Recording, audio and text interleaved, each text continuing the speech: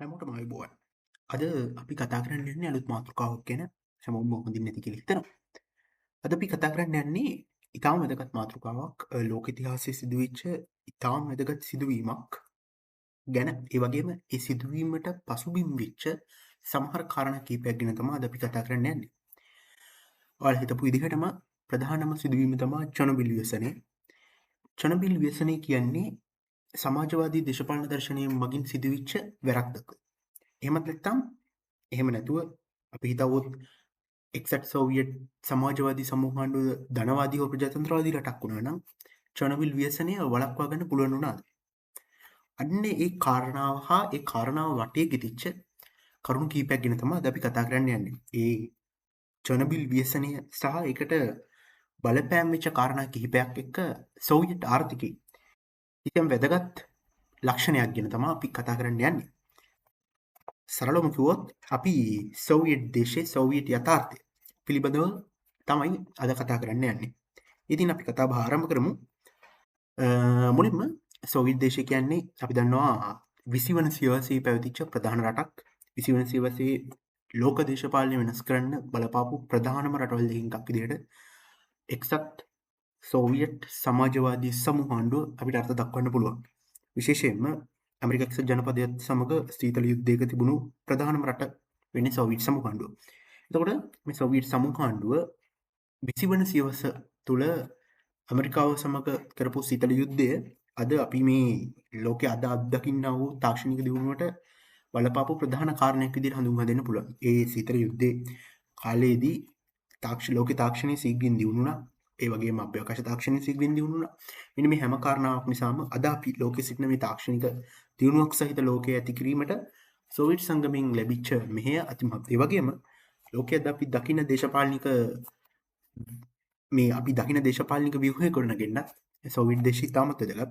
Soviet දේශයේ කාලයක් තුල පවත්වාගෙන ආපු එයාලගේ සමාජ ක්‍රමය, සමාජ සංස්කෘතිය අද රුසියාවේ සමාජ ක්‍රමය, සමාජ සංස්කෘතිය හදන්න බලපෑලා තිනවා. ඒ වගේම නැගෙනහිර යුරෝපේ, ඒ වගේම මධ්‍ය ආසියාවේ වගේ ප්‍රදේශවල සමාජ දේශපාලනික ක්‍රමවේද හදන්න ඉතාම වැදගත් වෙච්ච මේ රටක් විදිහට අපිට සෝවියට් සංගමය හඳුනා ගන්න පුළුවන්. අද වෙනකොට සෝවියට් සංගමය බිඳ වැටලා රටවල් 15ක් බවට බිඳ වැටලා තියෙන්නේ.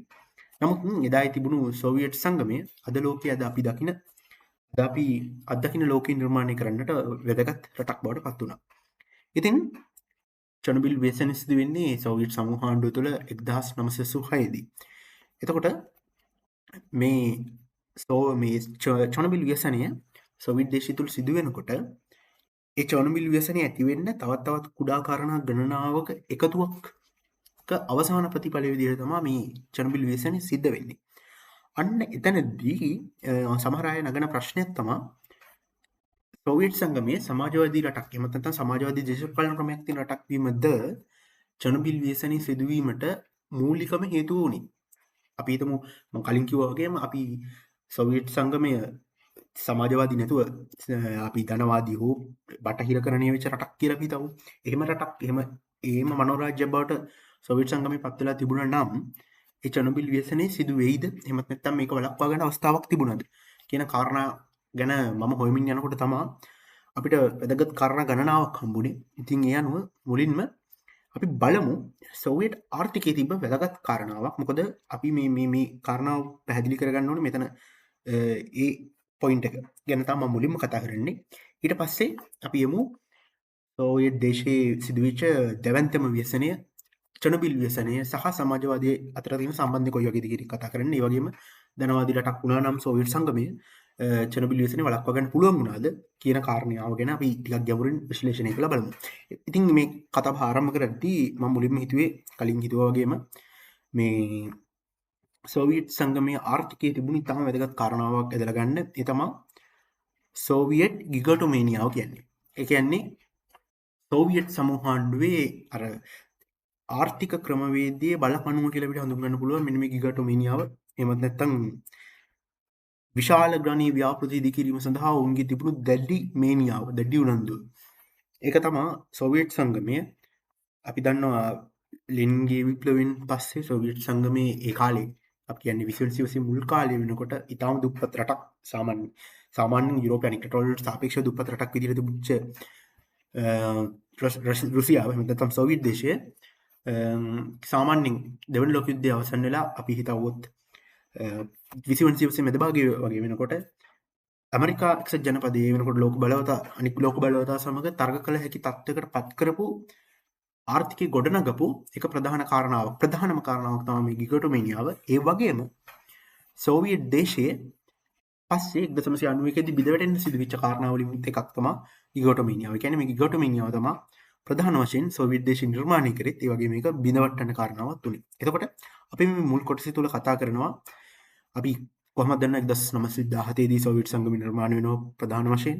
ඊට පස්සේ ස්ටාලින් විසින් ගෙනෙනවා පළමු අවුරුදු 5ක සැලැස්මක්. අපි ඒක ගැන කතා කරනවා.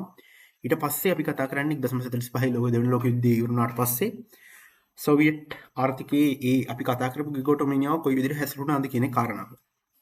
ඊට පස්සේ අපි කතා කරමු ස්ටාලින්ගෙන් පස්සේ ක්‍රූෂෙව් ඊට පස්සේ අනිකුත් සෝවියට් නායකයින් මේ සෝවියට් ප්‍රතිපත්තිය කොයි විදිහට ඉස්සරහට අරන් ගියේ වගේම අවසානයේ මේ හේතුවෙන් මේකත් හේතුවක් කරගෙන සෝවියට් සංගමයේ බිඳවටුනේ කොහොමද?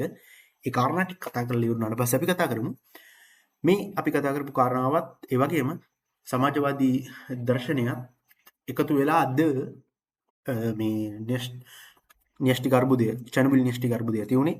එහෙම නැත්නම් වෙනත් කාරණා හින්දාද කියන ඒ කාරණාව කතා කරමු. රයිට්. අපි ඒක කතා කරන්න පටන් ගමු. එතකොට මුලින්ම අපි බලන්න ඕනේ මේ ගිගටොමේනියාව කියන්නේ මොකක්ද කියන එක. මේක ඇත්තටම සෝවියට් සංගමයෙන් ආරම්භ වෙච්ච කාරණාවක් නෙවෙයි. මේක සාමාන්‍යයෙන් අපි නාසි ජර්මනිය ගත්තත් එමත් නැත්නම් මාෝ සේතුන්ගේ චීනය ගත්තත් මේ හැම රටකම ඒ කියන්නේ විශේෂයෙන්ම ඒකාධිපති රටවල හැම රටක්ම ඒකාධිපති රටක්. ඒතර ඒකාධිපති රටවල ඒ වගේම වර්තමාන උතුරු කොරියාවෙත් මේ ගිගටොමේනියාව දකින්න පුළුවන්. නමුත් ඒ කිසිම රටක් සෝවියට් සංගමයේ තිබුණු ගිගටොමේනියාවේ ප්‍රමාණය තරම් අර ප්‍රබල ගිගටොමේනියාවක් ඇති කරගන්න සමත් වුණේ නැහැ. ඒ කියන්නේ ගිගටොමේනියාවට දෙන්න පුළුවන් ප්‍රධානම උදාහරණය තමයි සෝවියට් සංගමය. සෝවියට් සංගමය තමයි කියන්නේ ගිගටොමේනියාව ඇති කරපු ප්‍රධානම රට. ඒ කියන්නේ ගිගටොමේනියාව සමාජයට ලබා දුන්න ප්‍රධානම රට සෝවියට් දේශය. එතකොට මේ සෝවියට් දේශය ගැන කතා කරද්දී ගිගටොමේනියාව කියන්නේ අසාමාන්‍ය ලෙස විශාල නිර්මාණ සෑදීම සඳහා තියෙන දෙඩි කැමැත්ත. රාජ්‍යයක් විදිහට අසාමාන්‍ය ලෙස විශාල නිර්මාණයක්. එහෙමත් නැත්නම් අපි සරලවම කිව්වොත් අපි හිතවුවොත් ගුවන් යානාපත සමාන මේ දුම්රිය මාර්ගයක් හදනවා කියලා. දුම්රිය මාර්ගයක් අපි හිතමු නුවරින් ඉඳලා කොළඹට හදනවා කියලා. ඒක හදන සාමාන්‍ය ප්‍රමිතියක් තියෙනවා, සාමාන්‍ය ක්‍රමවේදයක් තියෙනවා, සාමාන්‍ය ව්‍යුහයක් තියෙනවා. ඒකට වඩා අති විශාල විදිහට රේල් පිළි දෙකකින් ඉත මේ රේල් පිළක් අපි කිව්වොත් තනි රේල් දුම්රිය මාර්ගයක් හදනවා කියන සංකල්පය තමයි මූලික වශයෙන් මේ මෙතෙන්ට ඕනි වෙන්නේ. ඊට වඩා ඕනේ අපි ගණනය කරලා බැලුවම රටේ යන ජනගහනය ඊට පස්සේ දුම්රිය මගින් ගමන් කරන ජනගහනය මේ වගේ අදාළ ගණනය කිරීම වලින් බැලුවම අපිට පේනවා සාමාන්‍යයෙන් තනි දුම්රිය දිවීමට අවශ්‍ය ප්‍රමාණයකට එකක් හදන්න පුළුවන් නම් ඒ ඇති සමාජ ක්‍රමයේ මේ පවත්වාගෙන යන්න. නමුත් එහෙම නැතුව අර රටේ ප්‍රගතිය, රටේ දියුණුව, ඒ වගේම රටේ ඒ ඉහළ බව පෙන්වන්න අර සාමාන්‍ය ප්‍රමාණයට වඩා විශාල ප්‍රමාණයේ නිර්මාණ සිදු කරන්න තියෙන කැමැත්ත තමයි මේ ගිගටොමේනියාව කියලා කියන්නේ. මේක අර මම කලින් කිව්වා වගේ සෝවියට් දේශ විතරක් නෙමෙයි නාසි ජර්මනිය ඊට පස්සේ මාෝ සේතුන්ගේ චීනය ඒ වගේම වර්තමාන උතුරු කොරියාව හොඳට දකින්න පුළුවන්. මොකද ඒකාධිපති දේශපාලන ක්‍රමයක් ඒකාධිපති පාලන ක්‍රමයක් ගෙනියනවා නම් මේ සමාජවාදී කියලා කිව්වොත් ඇත්තටම මේ අපිට දකින්න පුළුවන් උනේ සෝවියට් සංගමයේ චීනෙත් ඒ වගේම උතුරු කොරියාවෙත් ඒකාධිපති පාලන ක්‍රමයක් නේ. ඒකාධිපති පාලන ක්‍රමයක් ගෙනියනවා නම් ඔයාලට සිද්ධ වෙනවා සියලුම ජනතාව කන්ට්‍රෝල් කරන්න. සියලුම ජනතාව ඔබගේ හස්තය මත පවත්වා ගන්න. මොකද එහෙම නොවුනොත් රට කරගෙන යන්න බැරි වෙනවා. අන්න ඒ නිසා අර ජනතාවගේ වැඩි ආකර්ෂණය ලබා ගැනීමේ මූලික පරමාර්ථ කොටගෙන තමයි මේ ගිගටොමේනියාව නිර්මාණය වෙන්නේ. වගේම ගිගටොමේනියාව කියන එක සෝවියට් සංගමයේ මුල් කාලේ ප්‍රගතියේදී තාම වැදගත් වුණා. පස්සේ සෝවියට් සංගමයේ විනාශයට ප්‍රධාන හේතුවක් වුණා. ඉතින් අපි බලමු මේ ගිගටොමේනියාව ක්‍රියාත්මක වුණේ කොහොමද කියන එක. මුලින්ම කතා කරන්න ඕනි මේකෙදී ස්ටාලින් දියුණු කරනවා විශේෂයෙන්ම සෝවියට් සංගමයේ දෙවන ලෝක යුද්ධයට කලින්. ඒ දෙවන ලෝක යුද්ධයට කලින් ස්ටාලින් සෝවියට් සංගමය සාමාන්‍ය දුප්පත් රටක් විදිහට තිබිච්ච සෝවියට් සංගමය දෙවන ලෝක යුද්ධයේදී ජර්මනිය පරාජය කිරීමේ ප්‍රධානම බලවේගී බවට පත් කිරීම සඳහා දියුණු කිරීමේ හැකියාව ලැබෙන්නේ ස්ටාලින්ට මේ ගිගටොමේනියාව නිසා. මෙන්න මෙතනදී කියන ප්‍රධාන සංකල්ප කීපයක් තියෙනවා. පළවෙනි එක තමා නව සෝවියට් මිනිසා කියන සංකල්පය. සෝවියට් දේශය කියන්නේ විශාල ජන කණ්ඩායම් ගණනාවකින් නිර්මාණය වෙච්ච රටක්. අද රුසියාව අපි ගත්තත් රුසියාව කියන්නේ විශාල ජන කණ්ඩායම් ගණනාවකින් නිර්මාණය වෙච්ච රටක්. අද අපි රුසියානුන් කියලා සරලව හැඳින්වුවට විවිධ කොටස් වල විවිධ විදිහේ ජන කණ්ඩායම් ජන කොට්ටාස ජීවත් වෙනවා. ඔයාලා අහලා ඇති රුසියාවේ යුද්ධයක් තිබුණා චෙචෙන් යුද්ධය කියලා. ඒ කියන්නේ රුසියාව සහ රුසියාවේ බටහිර ප්‍රදේශයේ බටහිර දකුණට වෙන්නේ සාමාන්‍යයෙන් අපි කියවුවොත් කොකේසියන් කඳුපන්ති ආශ්‍රිතව තියෙනවා චෙච්නියාව කියලා. රුසියාවට අයිති කොටසක්. එහි හිටපු චෙචෙන්වරු සහ රෂියන්ස්ලා අතර යුද්ධයක් වුණා 20 වෙනි සියවසේ අග භාගයේ කියන්නේ 1990 ගණන් වල අග භාගය වෙනකොට මේ ගැටන එහෙම ඇති වුණේ විවිධ සමාජ සංස්කෘතික කණ්ඩායම් අතර. රුසියාව කියන්නේ ප්‍රධාන වශයෙන් ස්ලාවික ජන කොටසක් සහිත කණ්ඩායමක්. අපි රුසියානු කියලා හඳුන්වන්නේ ඒගොල්ලෝ. හැබැයි රුසියාව කියන රට අද හැදිලා තියෙන්නේ තවත් ජන කොටස ගණනාවක එකතුවකින්. එතකොට සෝවියට් දේශය කියන්නේ ඊට වඩා විශාල රටක්. සෝවියට් දේශය කියන්නේ සෝවියට් දේශය බිඳවැටලා රටවල් 15 බවට බිඳවැටෙනවානේ. ඒ කියන්නේ මේ රටවල් 15 තුල තියෙන විවිධ ජන කොටසනේ. එහෙමනම් ඒ වගේ ජන කොටස ගණනාවක එකතුවක්. බෙලරුසියානුවන්, යුක්‍රේනියානුවන්, ඊට පස්සේ මේ පැත්තෙන් ගත්තොත් ඔය අසර්බයිජානයේ ඒ හිටපු ජනතාව, කසකස්තානයේ, ඔය විදිහට කසස්තානයේ වගේ රටවල් ගණනාවක හිටපු ජනතාවක එකතුවක් තමයි සෝවියට් සංගමය තුල තිබුණේ. ඒ කියන්නේ සෝවියට් සංගමය කියන්නේ තන රටක්. හැබැයි ජනවාර්ගික කණ්ඩායම් විශාල ගණනාවක් සහිත සමාජ ක්‍රමයක් සහිත රටක්. එතකොට මෙහෙම ක්‍රමයක් තියෙනකොට ස්ටාලින්ට ඕනි වුණා මූලික වශයෙන් මුළු සෝවියට් දේශයේම ඔහුගේ තනි පාලනයට ගැලපෙන විදිහට එහෙමත් නැත්නම් ඔහුගේ අර ගිගෝටොමීනියාවට එහෙමත් නැත්නම් ඔහුගේ දේශපාලන ක්‍රමයට ආර්ථික ක්‍රමයට ගැලපෙන විදිහට හදාගන්න. ඒකට ඔහු කරපු වැදගත් සංකල්පයක් තමයි මේ නව සෝවියට් මිනිසා කියන මේ සංකල්පය ගෙනාපු එක.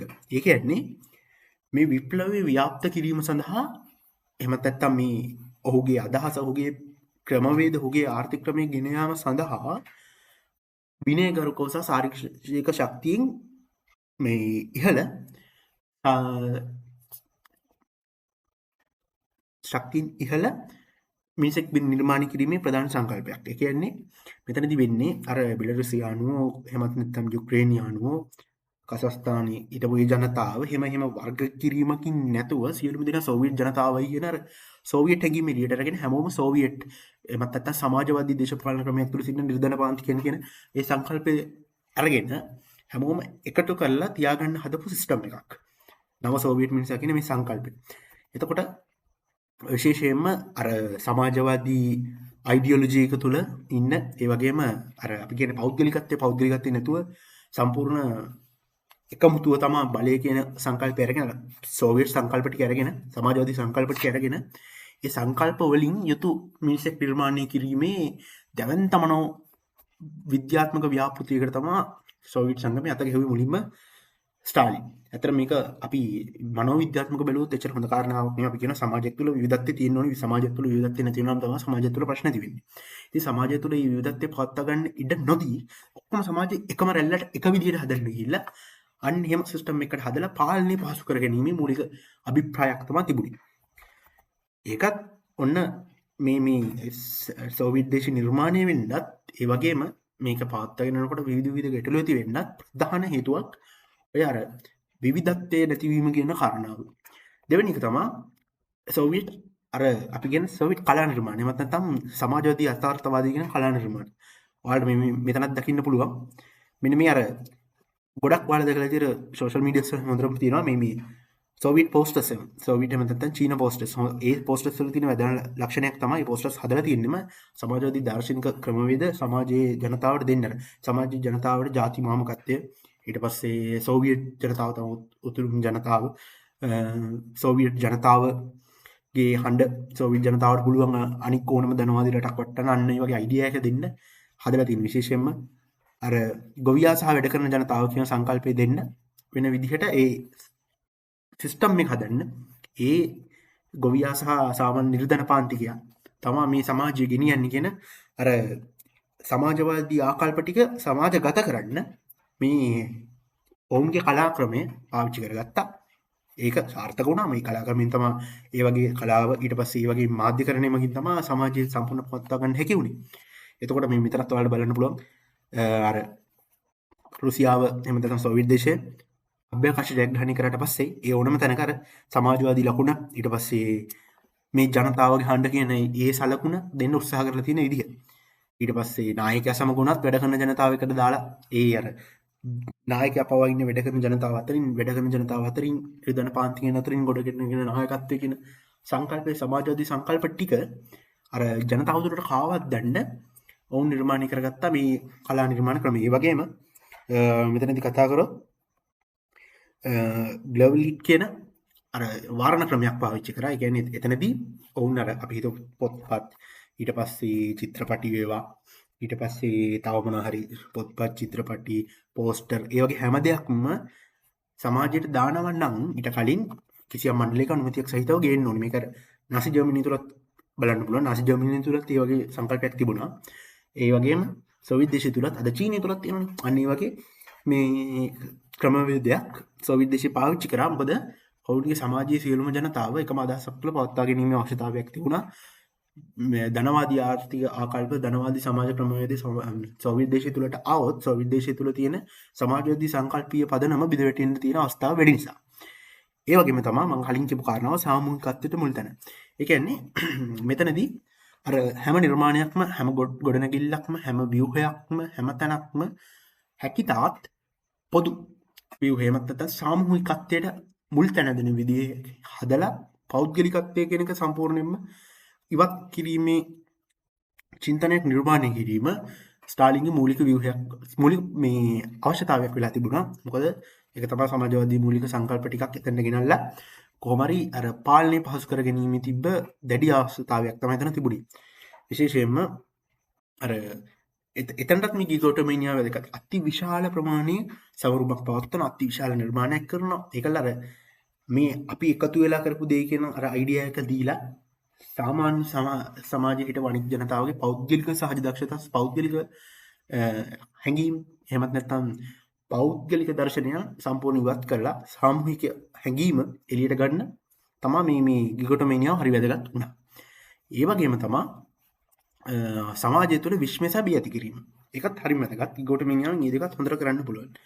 අපි හිතවුවොත් ඔන්න ඇමරිකාව හදනවා කිසියම් ප්‍රමාණයක ලොකු ඩෑම් එකක්. ඔන්න රුසියාව හදනවා ලෝකෙ ලොකුම ඩෑම් එක. එතකොට සමාජයට කියනවා අපිට තමයි ලෝකෙ ලොකුම ඩෑම් එක තියෙන. අපේ සමාජ සෝවියට් දේශයේ ඉන්න ජනතාවගේ ඒ හැදිච්ච ඩෑම් එක සෝවියට් දේශයේ තියෙන ඩෑම් එක තමයි ලෝකෙ ලොකුම ඩෑම් එක. සෝවියට් දේශයෙන් තමයි මුලින්ම අභ්‍යවකාශයට මිනිසෙක් යවුවේ. සෝවියට් දේශයෙන් තමයි මුලින්ම අභ්‍යවකාශයට කාන්තාවක් යවුවේ. සෝවියට් දේශයෙන් තමයි මුලින්ම චන්ද්‍රිකාවක් ගොනුගත කළේ. සෝවියට් දේශයෙන් තමයි මුලින්ම සිකුරු වෙත අභ්‍යවකාශ යානාවක් යවුවේ. සෝවියට් දේශයෙන් තමයි මුලින්ම අඟහරු වෙත යවුවේ. එහෙම අර මොනවා හරි ඒ වගේ අර මුලින්ම කරපු දේ එහෙමත් නැත්නම් විශාලම දේ අන්න ඒ වගේ සංකල්පයක් දීලා අර ජනතාව තුළ විස්මය ඇති කරන්න. ඒ වගේම ලෝකේ විශාලම හමුදාව ඇති කළා.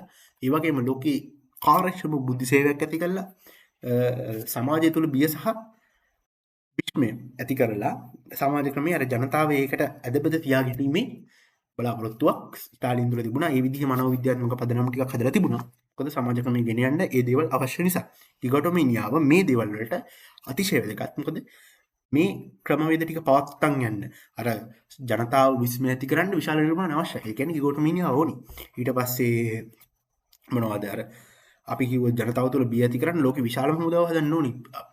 මේ ඇමරිකාවෙන් ටැංකි 1000ක් හදනවා නම් රුසියාව ටැංකි 10000ක් හදන්න ඕනි. අන්න එහෙම අර ගිගොටොමීනියාව මගින් ජනතාවගේ විස්මයතා බිය ඇති කරන්න හරිම වැදගත්. ඒකෙන් සමාජ ක්‍රමය පවත්වාගෙන යන්න සෝවියට් සමාජ ක්‍රමය පවත්වාගෙන යන්න හරි ලේසි පහසුයි. ඉතින් ඒක වැදගත් ඒ නිසා. රයිට්. ඊට පස්සේ අපි කතා කරොත් ඊට පස්සේ වැදගත්ම කාරණාව තමයි ඔය මනෝවිද්‍යාත්මක පදනමෙන් පස්සේ අපිට කතා කරන්න පුළුවන් ස්ටාලින් ගෙනවා 1928 දී පළමු පස් අවුරුදු සැලැස්මක්. ඒ කියන්නේ 1928 1932 කියන අවුරුදු කාල පරාසය සඳහා ගෙන පස් අවුරුදු සැලැස්මක්. සෝවියට් දේශයේ කියන එහෙමත් නැත්නම් සෝවියට් දේශයේ ආරම්භ වෙනකොට තිබුණු දුර්වල රාජ්‍ය ලෝකේ බලවත්ම රාජ්‍යයක් බවට පත් කිරීම සඳහා පස් අවුරුදු සැලැස්මක් ගෙනා ස්ටාලින්. එතකොට මේකට ඉතිහාසඥ E.H. කාර් කියනවා ඉහළින් පැමිණි විප්ලවය කියලා. එහෙම නමක් තමයි ඔහු දීලා තියෙන්නේ ඒ විප්ලවය හඳුන්වන්න. මොකද ඒක ආවේ ස්ටාලින්ගෙන් කෙලින්ම මේ අදහසක් අනුව ස්ටාලින්ගේ දැඩි අතපෙවීම මගින් සිදු කරපු පස් අවුරුදු සැලැස්මක්. ඒ වගේම මෙතනදී මේ පස් අවුරුදු සැලැස්ම වැදගත්. මේ පස් අවුරුදු සැලැස්මේදී එයාලා කියන්නේ අර තියුණු කරන්න ඕනි ප්‍රභේද මොනවා හරි තියෙනවනේ දැන් අපි හිතවුවොත් අපිට කරන්න පුළුවන් ඕන නම් රටේ තියෙන බල ශක්තිය දියුණු කරන්න. එහෙම නැත්නම් රටේ අධ්‍යාපනය දියුණු කරන්න. එහෙමත් නැත්නම් රටේ තියෙන කෘෂිකර්මාන්තය දියුණු කරන්න. අන්න එහෙම එක එක විදිහේ දේවල් දියුණු කරන්න පුළුවන් නේ. අවුරුදු 5ක සලස්මක් යටතේ ගෙනල්ලා ඔයාලට මතක ඇති කවුද චීනයේ මාව සිතුන් කියන අර අපි කියන්නේ මහා ඉදිරි පිම්ම කියලා ග්‍රේට් ලිප් ෆෝර්ට් කියලා අන්න ඒ වගේ එතනදී කෘෂිකර්මාන්තය සහ අර බර මේ නිෂ්පාදන සිදු කිරීමේ පිම්මක් අරන් ආවන එක සාර්ථකුන්නේ නැහැ හරි. අන්න ඒ විදිහට මොකක් හරි පස් අවුරුදු සැලසුමක් වගේ පස් අවුරුදු සැලසුම් කීපයක්ම සෝවියට් දේශය තුල සිද්ධ වෙනවා. ඒකෙන් පළවෙනි පස් අවුරුදු සැලසුම තමයි මේ ස්ටාලින්ගේ පස් අවුරුදු සැලසුම. එතනදී බලාපොරොත්තු වුණේ ස්ටාලින් ගෲප් A කාණ්ඩේ නිෂ්පාදන වැඩි දියුණු කිරීම. ගෲප් A කාණ්ඩේ නිෂ්පාදන කියන්නේ ඇලෙක් නිව් කියන විද්‍යාඥයා කියලා තියෙනවා ගල්ලංගුරු යකඩ සහ වානේ කියන ප්‍රධානම අර රටක තියෙන නිෂ්පාදන වලින් මූලික මට්ටමේ නිෂ්පාදන ටික කියන්නේ ගල්ලංගුරු කියන්නේ බල ශක්තිය ඊපස්සේ යකඩ සහ වානේ කියන්නේ මේ ප්‍රධානම අර අපි කියන ස්ට්‍රක්චර් එක හදන ප්‍රධානම අමුද්‍රව්‍ය. අපි දැන් කාර්මික විප්ලවය ගත්තොත් බ්‍රිතාන්‍ය වෙච්ච එතනදී මුලින්ම පේශකර්මාන්තයේ විප්ලවයක් වුණා. පේශකර්මාන්තය වැඩි දියුණු වීමක් වුණා. ඊපස්සේ ගල්ලංගුරු සහ වානේ වල තමයි වැඩි දියුණු වීම උනේ. අන්න ඒ වගේම අර ගෲප් A කාණ්ඩේ එමත් නැත්නම් අර මූලික සමාජ ව්‍යුහයක් හදන මූලිකම අමුද්‍රව්‍ය වල දියුණුවක් ඇති කරන්න තමයි බලාපොරොත්තු වුනේ. එතනදී B කාණ්ඩේ දේවල් පොඩ්ඩක් මගේරීමක් වුණා. අපි B කාණ්ඩේ කියලා කියන්නේ ද්විතීක මට්ටමේ ඊට පස්සේ හැදෙන දේවල් ටික. ඇඳුම් පැළඳුම්, ආහාර පාන, වාහන අන්න ඔය වගේ. අන්න ඒක පොඩි ප්‍රශ්නයක් වුණා. මොකද ඉතින් පස්සේ අනාගතයේ සෝවියට් දේශයේ සමහර තැන්වලදී අර ගෲප් B කාණ්ඩේ අඩුව දිගින් දිගටම දැනෙන්න ගත්තා. ඒක අපි කතා කරන සෝවියට් දේශය වැටෙන තැනදී තියෙන අන්න එතනදී හරියට ගත්තා. එතනදී එක්තරා ලෝකේ එක්තරා ටර්න් එකක් වෙනවා. අන්නේ ටර්න් එක නිසා අන්නේ ටර්න් එක ගන්න බැරි වෙනවා සෝවියට් දේශයට. මොකද සෝවියට් දේශේ පදනම මෙట్లా තියෙන්නේ බර නිෂ්පාදන වලින්. අපි කියමු බර ලෝහ නිෂ්පාදන වලින්.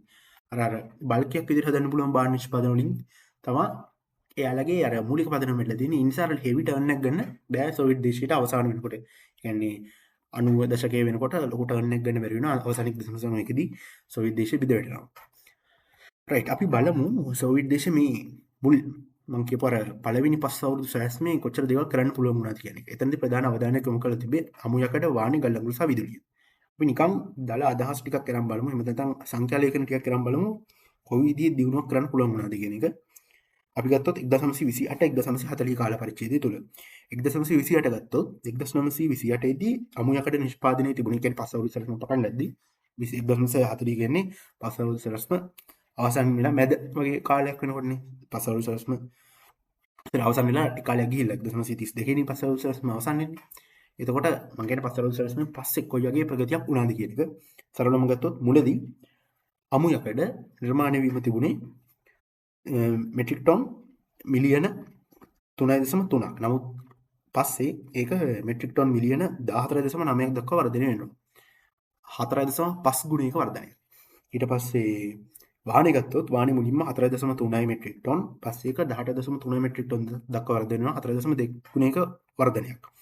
ඊට පස්සේ ගල්ලංගුරු ගත්තොත් මුලින්ම තිබ්බේ 35.4 මෙට්‍රික් ටොන් පස්සේ ඒක වර්ධනය වෙනවා 166.0 මෙට්‍රික් ටොන් දක්වා. ඒ කියන්නේ 4.7ක වගේ වැඩිවීමක් ගුණයක වැඩිවීමක්. ඊට පස්සේ බල ශක්තිය ගත්තොත් කිලෝවොට් බිලියන 5ක් තමයි මුලින් තිබුණේ. පස්සේ ඒක කිලෝවොට් බිලියන 48ක් දක්වා වැඩි කරන්න පුළුවන් වුණා. ඒ කියන්නේ 9.6ක වගේ විශාල ප්‍රමාණයකින් විදුලිය එහෙම නැත්නම් විද්‍යුත් නිෂ්පාදනය වැඩි කරන්න පුළුවන් වුණා. ඒ කියන්නේ සාර්ථකවම මේ පස් අවුරුදු සැලැස්ම සාර්ථක වෙලා තියෙනවා. කියන්නේ එයාලා හිතපු නිෂ්පාදන වලදී එයාලා ගෲප් B කාණ්ඩය ඇතැල්ලා තිබුණේ. එයාලා තෝරගත්ත ඒ කියන්නේ තෝරා ගැනීම වල අවුලක් තියෙනවා. නමුත් තෝරගත්ත ටික හරියට කළා තියෙනවා. ගෲප් A කාණ්ඩේ විශාල වර්ධනයක් කළා තියෙනවා. ඇත්තට මේ වර්ධනය කොච්චර සාර්ථක වුණාද කියනවනම් සෝවියට් දේශය සාමාන්‍ය දුප්පත් රටක් විදිහට තිබිච්ච සෝවියට් දේශය අවසානයේ නාසි ජර්මනිය පරාජය කරන්න තරම් බලවත් වුණා. නාසි ජර්මනිය පරාජය කිරීමේ ප්‍රධාන දායක බලවේගය බවට පත් වෙන තරම් ඒ අර නිෂ්පාදන කර්මාන්තය ශක්තිමත් වුණා. රයිට්. මේ තියෙන්නේ ඒ පිළිබඳ දත්ත ටිකක්. එතකොට අපි මේ ටික බලමු. ඔයගොල්ලන්ට පේනවා ඇති මෙන්න මේ කාල සීමාව තුළ තමයි ඒ අර වැඩිවීම සිද්ධ වුණේ. මෙතන පෙන්නලා තියෙනවා අමු යකඩ ඊට පස්සේ වාණි ගල්ලංගුරු සහ විදුලිය කියන එක මුලින් තිබ්බා කියන්නේ කොයි විදිහටද අවසාන කාලය වෙනකොට වැඩි කරගන්න පුළුවන් වුණේ කියන එක. එතකොට ඒ වගේම තව නිර්මාණය වෙන 1928 දී තමයි අපි කිව්වේ මේ මුලින්ම නිර්මාණය වෙන්නේ අර පස් අවුරුදු සැලැස්ම. ඒ වගේම 1932 වෙනකොට ඔය ඉරුවල් කඳු ඇති චුම්බක කන්දක් ආසන්නයේදී නගරයක් ඉදි වෙනවා. ඒ නගරේ නම තමා අපිට කියන්න පුළුවන් ඒ නගරේ නම විදිහට මැග්නටෝගොර්ස්කික් කියන නගරේ රෂියන් නමක් තියෙන නගරයක් නිර්මාණය වෙනවා. ඒකෙදී පොඩි නගරයක් ඉදින් නිර්මාණය වෙලා පස්සේ ඒක වාණිජ කර්මාන්තයේ ප්‍රධාන නගරයක් බවට පත් වෙනවා. ඊට අමතරව තව මේ කුල්ස්බස් වගේ නමක් තියෙන තව නගරයක් දියුණු වෙනවා. ඒ විදිහට නගර කීපයක් විශේෂයෙන්ම මේ සෝවියට් දේශයේ අපි කිව්වොත් මේ නැගෙනහිර කලාපේ සයිබීරියාව ආශ්‍රිත කලාපවල නගර දියුණු කරන්න, ඒ වගේම නව නිෂ්පාදන ඇති කරන්න, නව කර්මාන්තශාලා ඇති කරන්න මේ අර ආපු ගාන මේ මොනවද සෝවියට් පස් අවුරුදු සැලැස්ම හේතුවක් වෙනවා, සහායක් වෙනවා. ඒ වගේම අපි ගත්තොත් ඇමරිකාවේ ෆෝඩ් කාර් නිෂ්පාදන සමාගම මේ සිද්ධ වෙන්නේ 1937 විතර. ඒ කියන්නේ ෆෝඩ් තමයි වෙනකොට ලෝකෙ තිබෙන ප්‍රධානම වාහන සමාගම් වලින් එකක්. විශේෂයෙන්ම මේ ෆෝඩ් වල මොඩල් T වගේ කාර් එකක් ඇවිල්ලා ඇමරිකාව වාහන පෙරලියක් ඇති කළා. ලෝකේ වාහන වල නිජබිම වගේ කියන්නේ වාහන වල ප්‍රධානම රාජ්‍ය බවට පත් වෙච්ච කාලෙකදී ෆෝඩ් කම්පැනිත් එක්ක එකතු වෙලා ඒත් සමග ගිවිසුම් ගත වෙලා මේ කොයිද සෝවියට් දේශයේ තිබ්බ ගෝර්කි කියන වාහන නිෂ්පාදන සමාගම වාහන හදන්න පටන් ගන්නවා. ඊට අමතරව 1940 වගේ වෙනකොට මේ අපි කියන ඩිනිපර් කියන ජල විදුලි බලාගාරය විශාල ප්‍රමාණයේ ජල විදුලි බලාගාරයක් නිර්මාණය කරන්න සෝවියට් දේශයට පුළුවන් වෙනවා. කියන්නේ සෝවියට් දේශය මේක කරගෙන ආවේ එයාලගේ අර ගෲප් ඒ කාණ්ඩේ එහෙම නැත්නම් මූලික මට්ටමේ එහෙම නැත්නම් මූලික අමුද්‍රව්‍ය දියුණු කිරීමේ ක්‍රමවේදයක් මූලික අමුද්‍රව්‍ය දියුණු කිරීමේ පදනමක් හදාගෙන ආවේ. එතනදිත් ඔවුන් ගිගොටොමීනියාව පාවිච්චි කරා. කොච්චරද කියනවනම් ඔවුන්ගේ අර නිෂ්පාදන වැඩි වීමෙන් වලට වෙන එතන දෙගුණයක් තුන් ගුණයක් නෙමෙයි 4 ගුණයකට වඩා වැඩි ගුණයකින් තමයි හැම නිෂ්පාදනයක්ම වැඩි වෙලා තියෙන්නේ. වැඩි වෙලා තියෙන්නේ. කියන්නේ අර විශාල ආයෝජනයකටත් වඩා එතනදී විශාල ශක්තියක් යොදවලා ඔවුන් අර විශාල ප්‍රමාණයෙන් නිර්මාණ කරන්න සමත් වෙලා තියෙනවා. ඒක ගිගොටොමීනියාව. ඉතින් මෙතනදී අපිට වෙන ගිගොටොමීනියාව හොඳයි කියන එක. මොකද සෝවියට් දේශයේ තිබුණු තැනින් සෝවියට් දේශය ගොඩ ගන්න ගිගොටොමීනියාව තමයි සහාය වෙලා තියෙන්නේ. මොකද අර වැටිච්ච තැනින් ගොඩ ගන්න අර වගේ විශාල නිෂ්පාදන ධාරිතාවකින් වැඩි කිරීම සමත් වෙලා තියෙනවා සෝවියට් දේශයේ. අපි කියන අර විශාල කාර්මික පදනම හදන්න. හැබැයි මෙන්න මෙතන ප්‍රශ්නයක් තියෙනවා. ඒ තමයි මෙන්න මේ දේවල් සඳහා අපි කියන අර මේකට මානව පිළිවෙයක් දරන්න වෙනවනේ. අන්නේ මානව පිළිවෙය දරුවේ කොහොමද කියන එක. මෙතනදී බලහත්කාරයෙන් මානව පිළිවෙම් දැරීමක් එහෙමත් නැත්නම් අපි කියන විදිහට අර මානව හිමිකම් කඩවීමක් සිද්ධ වෙලා තියෙනවා. විශේෂයෙන්ම මෙතනදී කතා කරද්දී කෘෂිකර්මාන්තය තුළ බලහත්කාරය කොහොමද ක්‍රියාත්මක වෙලා තියෙනවා. මොකද සෝවියට් දේශයේ සාමූහික ඉඩම් ක්‍රමවේදයක් සඳහා යොමු වෙනවා සමාජවාදී ක්‍රමයේ අනුව. එතකොට ඒ වෙනකොට පෞද්ගලිකව ඉඩම් තිබුණු ඉඩම් හිමියන්ට විරුද්ධව සෝවියට් දේශය ඉතාම මර්දනකාරී ප්‍රතිපත්තියක් තමයි අනුගමනය කරන්නේ. ස්ටාලින්ගේ ක්‍රමවේදය තුළ ඉතාම මර්දනකාරී ප්‍රතිපත්තියක් අනුගමනය කරන්නේ. එතනදී කුලක්කරුන් කියලා තමයි කියන්නේ මේ ඔය සෝවියට් දේශයේ විශාල ඉඩම් තිබ්බ පෞද්ගලික ඉඩම් හිමියන් අන්නේ කට්ටියව අරගෙන ඒ කට්ටියව සිරගත කරනවා. එහෙම නැත්නම් කඳවුරු වලට දානවා, බුලක් කියන කඳවුරු වලට දානවා. අන්න එහෙම මේ ක්‍රමවේදයක් තිබිලා තියෙනවා. අන්න ඒ වගේ බලහත්කාරයක් සිද්ධ වෙලා තියෙනවා සෝවියට් දේශයේ අර අපි කියන ආර්ථික පරිවර්තනය සිද්ධ වෙච්ච කාලේදී. අන්න එතනදී විශාල මානව හිමිකම් කඩවීමක්, ඒ වගේම සමාජ සංස්කෘතික බිඳවැටීමක් සිද්ධ වෙලා තියෙනවා. ඒක ඉච්චර හොඳ දෙයක් නෙමෙයි. මෙතනදී මම අර කිව්ව බුලක් කියන මේ මොනවාද කඳුරු වලට ඒ අදාළ මේ මොනවාද ධනපති විදිහට හිටපු අය හරි ඉඩම් හිමියන් හරි එහෙම නැත්නම් මේ සමාජවාදී ක්‍රමයට විරුද්ධ වුණ අය හරි අන්න ඒ වගේ අය ඇතුළත් කරලා තියෙනවා. අන්න ඒ අයගේ සිරකරුවන්ගේ ක්‍රමය පාවිච්චි කරලා සමහර නිර්මාණ කරලා තියෙනවා සෝවියට් දේශය තුල. අන්න ඒ වගේ එක නිර්මාණයක් තමයි ධවල මුහුදු සහ බෝල්ටික් එළ. මෙන්න මේ එළ. ඒ කියන්නේ ඔනෙගා විල සහ බෝල්ටික් මුහුදු සම්බන්ධ කරමින් හදපු එළ. අපි දන්නවා පැනමා එළ, සුවස් එළ, කීල් එළ වගේ එළවල තියෙන්නේ. අන්න ඒ වගේ ඔනෙගා විල සහ බෝල්ටික් මුහුද සම්බන්ධ කරමින් කිලෝමීටර් 277ක දුරකට හදපු එළ මාර්ගය. දැන් මෙතන තියෙන දත්තවල උදාහරණ ගන්න. පැනමා එළ කිලෝමීටර් 80ක් දිගයි. ඉදිකිරීමකට ගත වූ කාලය වසර 28ක්. ප්‍රධාන බලකාය වැටුප් ලබන ශ්‍රමිකයන් සහ යන්ත්‍රෝ. පැනමා එළ හදපු කාලය කියන්නේ ඒ කාලේදී ඒ කාලේ තිබුණු හැටියට හොඳම යන්ත්‍ර පාවිච්චි කරලා තිනවා. සමහර යන්ත්‍ර මේ මම ඔය වීඩියෝස් වල එහෙම දැකලා තිනවා. පැනමා එළ හැදීම සඳහාම නිර්මාණය කරපු සමහර යන්ත්‍ර සූත්‍ර තියෙනවා. සමහර රේල් මාර්ග හදලා තිනවා ඒ සඳහාම. ඒ කියන්නේ වැටුප් ලබන ශ්‍රමිකයන් සහ යන්ත්‍ර පාවිච්චි කරලා තිනවා. සුවසැල ගත්තොත් සුවසැල කිලෝමීටර් 160ක් දිගයි. වසර 10ක් ගත වුණා. වැටුප් ලබන ශ්‍රමිකයන් පාවිච්චි කරලා තමයි එළත් හදලා තියෙන්නේ. එතකොට මෙතනදිත් අර විශාල වශයෙන් යන්ත්‍ර පාවිච්චි කිරීමක් උනේ නැහැ. මේ සුවසැල හදද්දී ඊට පස්සේ නමුත් මේ ධවල මුහුදු බෝල්ටික් එළ කිලෝමීටර් 277ක් දිගයි. මේ ලෙවල් දෙකටම වඩා දිගයි. හදලා තියෙන කාලය ඉතාම අඩුයි. වසර 1 මාස 9. 2,80,000ක ගුලක් සිරකරුවන් තමයි මේකට පාවිච්චි කරලා තියෙන්නේ. ගුලක් කියන්නේ හිර කඳවුරක් හිර කඳවුරකටත් වඩා කඳවුරක්. ඒකෙදි මම අර කියපු විදිහට අර සෝවියට් ක්‍රමයට විරුද්ධව ගාල් කළ තිබුණු කඳවුරක්. එතකොට මෙතන ප්‍රශ්නයක් තියෙනවා. අපි පැනමෑල හදන්න අපි කාලෙත් එක කිලෝමීටර් 80ක් හදන වසර 28ක් සාධාරණයි කියලා හිතමු. ඊට පස්සේ සුවසල කිලෝමීටර් 160ක් හදන වසර 10ක් ගියා දිනවා. හරි.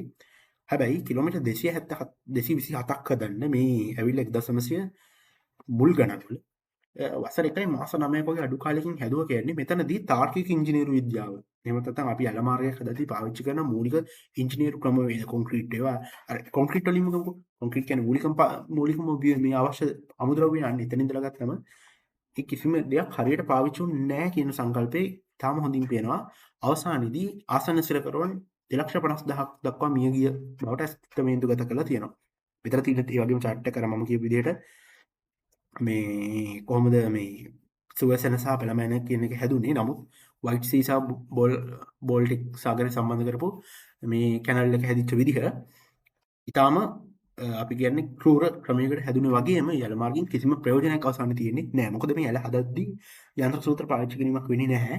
සම්පූර්ණ සිද්ධ වෙන්නේ මිනිස්සු වැඩ කරලා තමයි එතන නිර්මාණය කරන්නේ. ඒ වගේම ඒකට කොන්ක්‍රීට් පාවිච්චි කරලත් නෑ යල මාර්ගය හදන්න. මූලික වශයෙන් පාවිච්චි කරලා තියෙන්නේ මේ යල මාර්ගය හදන්න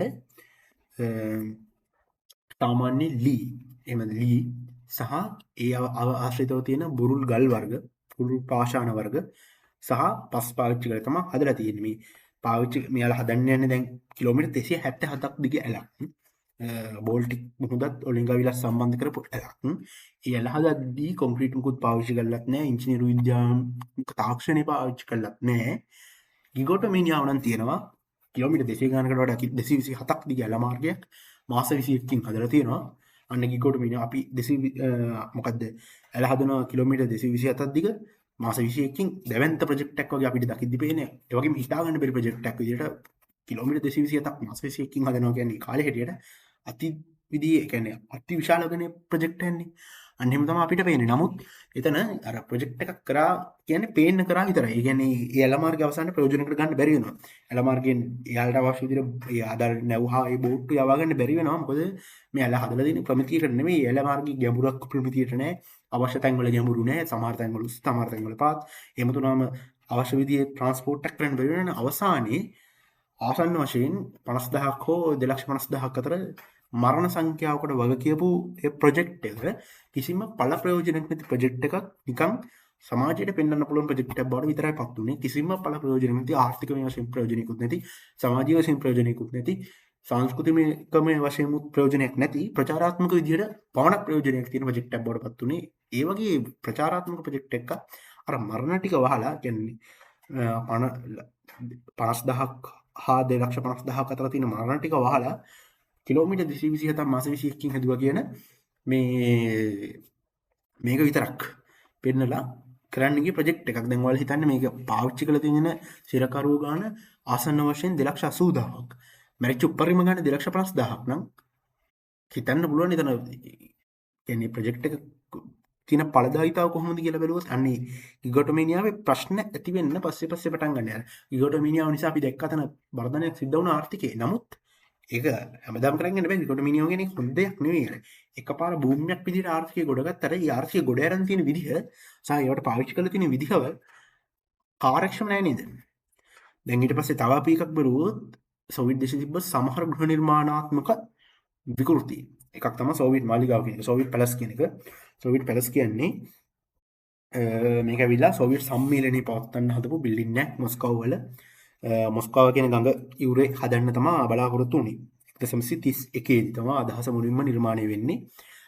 මේකේ උස ඔවුන්ගේ අදහස කියන්නේ මේක හදන්න අදහස මීටර් 416ක්. ඒ වගේම මේ සැලස්ම දෙන්නේ කියන්නේ සැලස්ම වල තරගයක් වගේ තෝරලා සැලස්ම වල තෝරගන්නවා. මෙතනදී බොරිස් ඉයෝෆාන්ස්කී කියන මේ නිර්මාණකරුවාගේ සැලස්ම තමයි තේරෙන්නේ. බොරිස් ඉයෝෆාන්ස් කියන නිර්මාණකරුවා. එතකොට මෙතනදී ඔහු තමයි මේ අදහස් දෙන්නේ. කියන්නේ මීටර් 416ක් උසති පාදමක් සහිත ඒ ව්‍යුහය දෙවන්ත ව්‍යුහය හදනවා. ඒක තමයි සෝවියට් මාලිගාව. ඒක උඩින් මීටර් 100ක් උස ලෙනින්ගේ ප්‍රතිමාවක් දරා ඉන්න ව්‍යුහයක් තමයි හදන්න යන්නේ. ඒ කියන්නේ ඔහු දුන්න සලස්ම මේකම නෙවෙයිලු. ඊට පස්සේ අර අපි දන්න සෝවියට් ව්‍යුහය මෙතන තැල්ලා තියෙනවා. කියන්නේ සෝවියට් පාලන ක්‍රමයට අවශ්‍ය විදිහට මේක වෙනස් කරලා තියෙනවා. මේ සමහරට ඔහු දෙන්න ඇත්තේ ඊට වඩා පොඩියට මොකක් හරි අර අපිට බලන්න පුළුවන්. ඒ කියන්නේ අර කළ හැකි දෙයක්. නමුත් අවසානයේදී ගිගෝටොමිනියාව සෝවියට් දේශපාලන ක්‍රමයත් එක්ක මෙතනට තුල් වෙනවා. මීටර් 116ක් උස තිය ව්‍යුහයක් හදලා ඒක මුදුනේ මීටර් 16ක් උස ලෙනින්ගේ මීටර් 100ක් උස ලෙනින්ගේ ප්‍රතිමාවක් කියන තමයි දැන් බලාපොරොත්තු. බිල්ඩින් එකක් උඩ පිළිමයක් තියන්නේ. ඒකත් පොඩි පිළිමයක් නෙවෙයි මීටර් 100ක් උස පිළිමයක්. ඒකෝර මේක කරන්න දැන් තැනක් තෝරගෙන තියෙනවා. තැන විදිහට තෝරගෙන තියෙන්නේ මොස්කව් වල මොස්කා කියන ගඟ යුරේ තිබුණ 19 වෙනි සියවසේ හදපු මේ තියෙන්නේ ක්‍රිස්තිස් ගෙලුන් කරුවාගේ ආසන දෙව් මැදුර කියන්න බොහොම පරණ දෙව් මැදුරක් 19 වෙනි සියවසේදීම හදපු දෙව් මැදුරක්. ඉතින් ඒ දෙව් මැදුර කඩලා ඊට පස්සේ 1937 දී දෙව් මැදුර කඩලා එතන තමයි දැන් මේ මාලිගාව හදන්න යන්නේ. මාලිගාව එක හදලා තියෙන්නේ සෝවියට් සම්මේලනය පවත්වන්න හදපු මාලිගාව කියලා තමයි එලා නම් කරලා තියෙන්නේ සෝවියට් පැලස් කියලා. අන්නේ සෝවියට් පැලස් එක හදන්න තමයි දැන් මේ කට්ටිය බලාපොරොත්තු තියෙන්නේ. Palace of Soviets. ඊට පස්සේ මුලින්ම දැන් ඉතින් පටන් ගන්න තියෙන වැඩ 1931 දී. හැබැයි ප්‍රශ්නයක් වෙනවා 1941 දී දෙවෙනි ලෝක යුද්ධය පටන් ගන්නවා. දෙවෙනි ලෝක යුද්ධය පටන් ගත්තා විතරයි මේ පාලිගා හදන එක ඔක්කොම නවතිනවා සම්පූර්ණයෙන්ම. and ඒ ප්‍රොජෙක්ට් එක මෙතන නවතිනවා. මොකද යුද්ධෙ වැඩ කරන්න ඕනේ. ඔන්න ඊට පස්සේ ස්ටාලින් යුද්ධ කරනවා.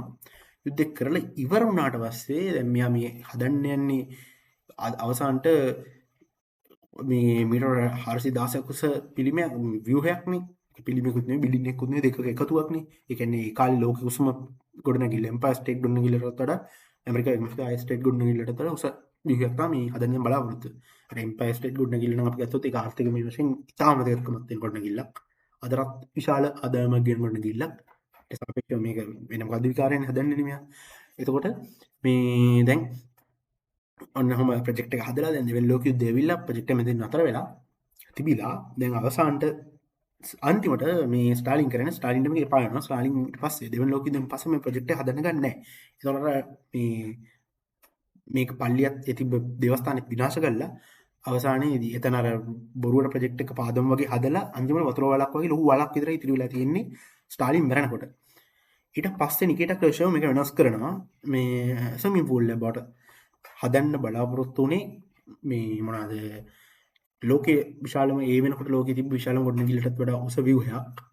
ඒක සෝවියට් සම්මේලනයේ පවත්වන ගොඩනැගිල්ලක් විදිහට. ඒකට 19 වෙනි සියවසේ එතන හදලා ඒ වෙනකොට මිනිස්සු වෙදුම් පිදුම් කරලා තිබුණු චර්ච් එකකුත් කඩලා දාලා ප්‍රොජෙක්ට් එකකුත් එතන හදන්න ධනය ඊට පස්සේ අපිට ඔත් කොන්ක්‍රීට් ඒ වාහනේ අරව මේවට ඒ සම්පතුත් නාස්ති කරලා මේ අවසානයේ ජනතාවගේ සමහර මිනිස්සු මැරෙන්නේ නැතුව ප්‍රොජෙක්ට් එක කරලා දැන් අපි මේ ඇල හදද්දි කොච්චර මිනිස්සු මැරෙනවද කියලා දැක්කන්නේ වගේ මේ වගේ ප්‍රොජෙක්ට් එකක් හදද්දිත් උතන බලහත්කාර ශ්‍රමය පාවිච්චි කරලා ඇති. ඉතින් එහෙම දේවලුත් පාවිච්චි කරලා අවසානෙට හදන්න ගියක නෙමෙයි හදලා තියෙන්නේ ස්විමින් pool එකක්. ඒ ස්විමින් pool එක සාමාන්‍ය ස්විමින් pool එකක් නෙමෙයි.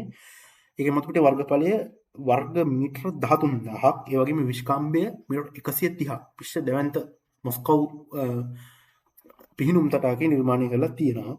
ඒක නිර්මාණය කරන්නේ නිකිටා ක්‍රෂව්. ඒ කියන්නේ ස්ටාලින් මරණයටත් පස්සේ.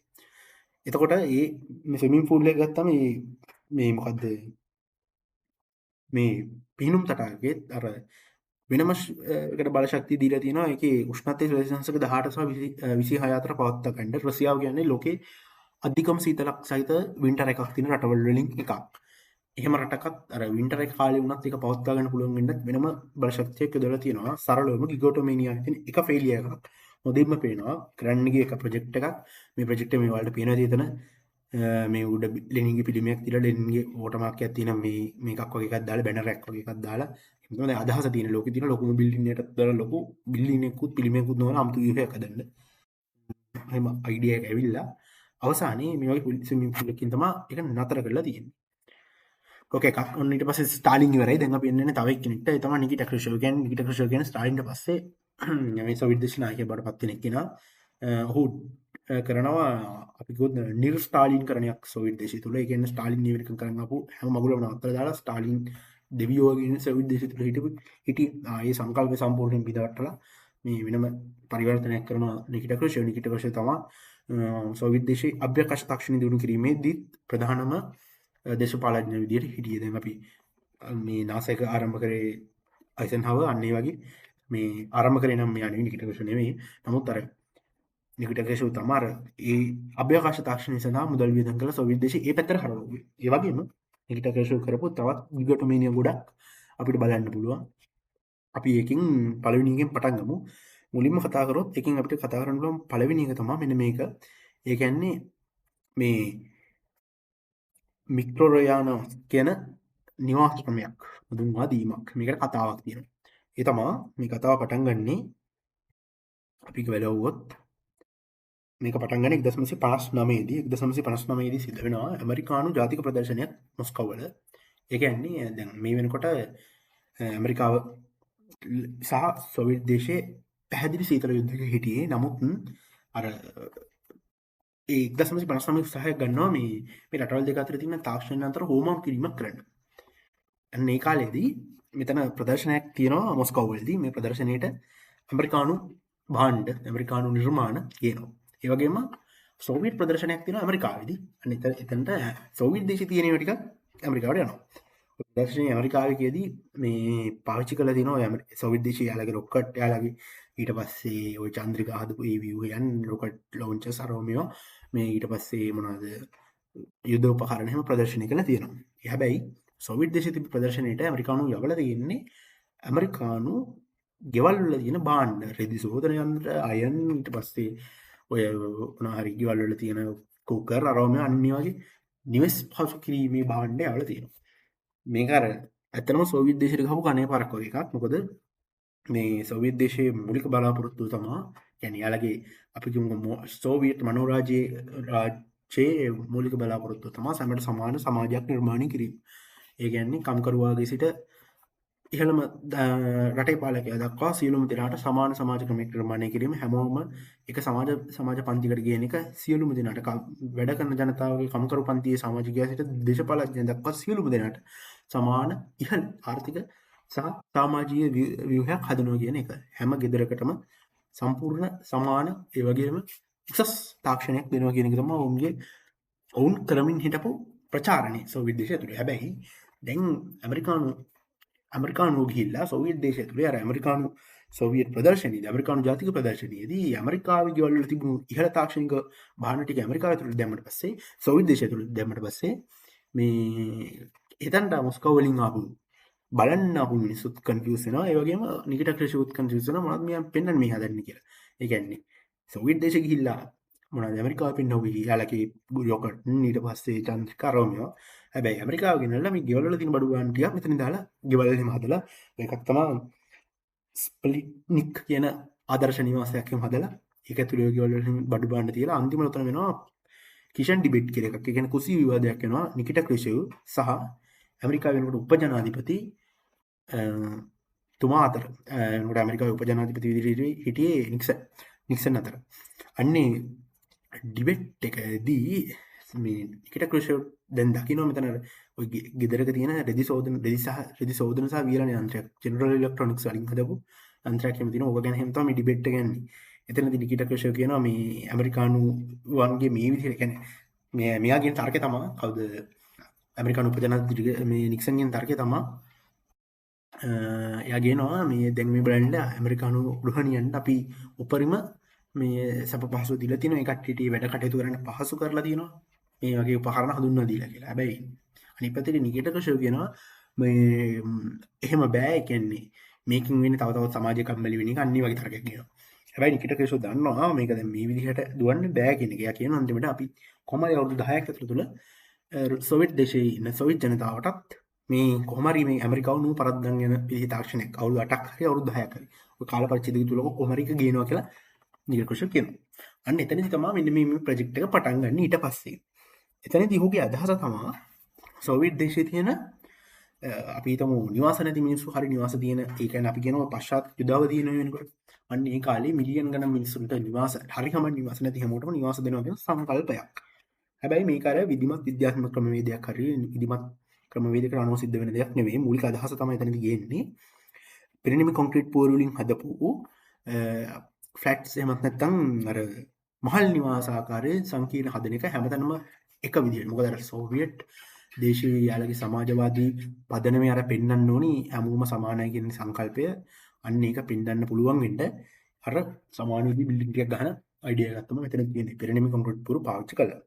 එතකොට එක අපි දවුවොත් ඔය ඔකට කියන්නේ සූත්‍රප දිස්ත්‍රික්කයක් කියලා ඔය රෂියන් නමක් තියෙන කොටසට අන්න ඒ වගේ එක සාමාන්‍ය මිනිස්සු 55000ත් 10000ත් අතර ප්‍රමාණයක් තමයි රඳවන්න බලාපොරොත්තු වෙන්නේ.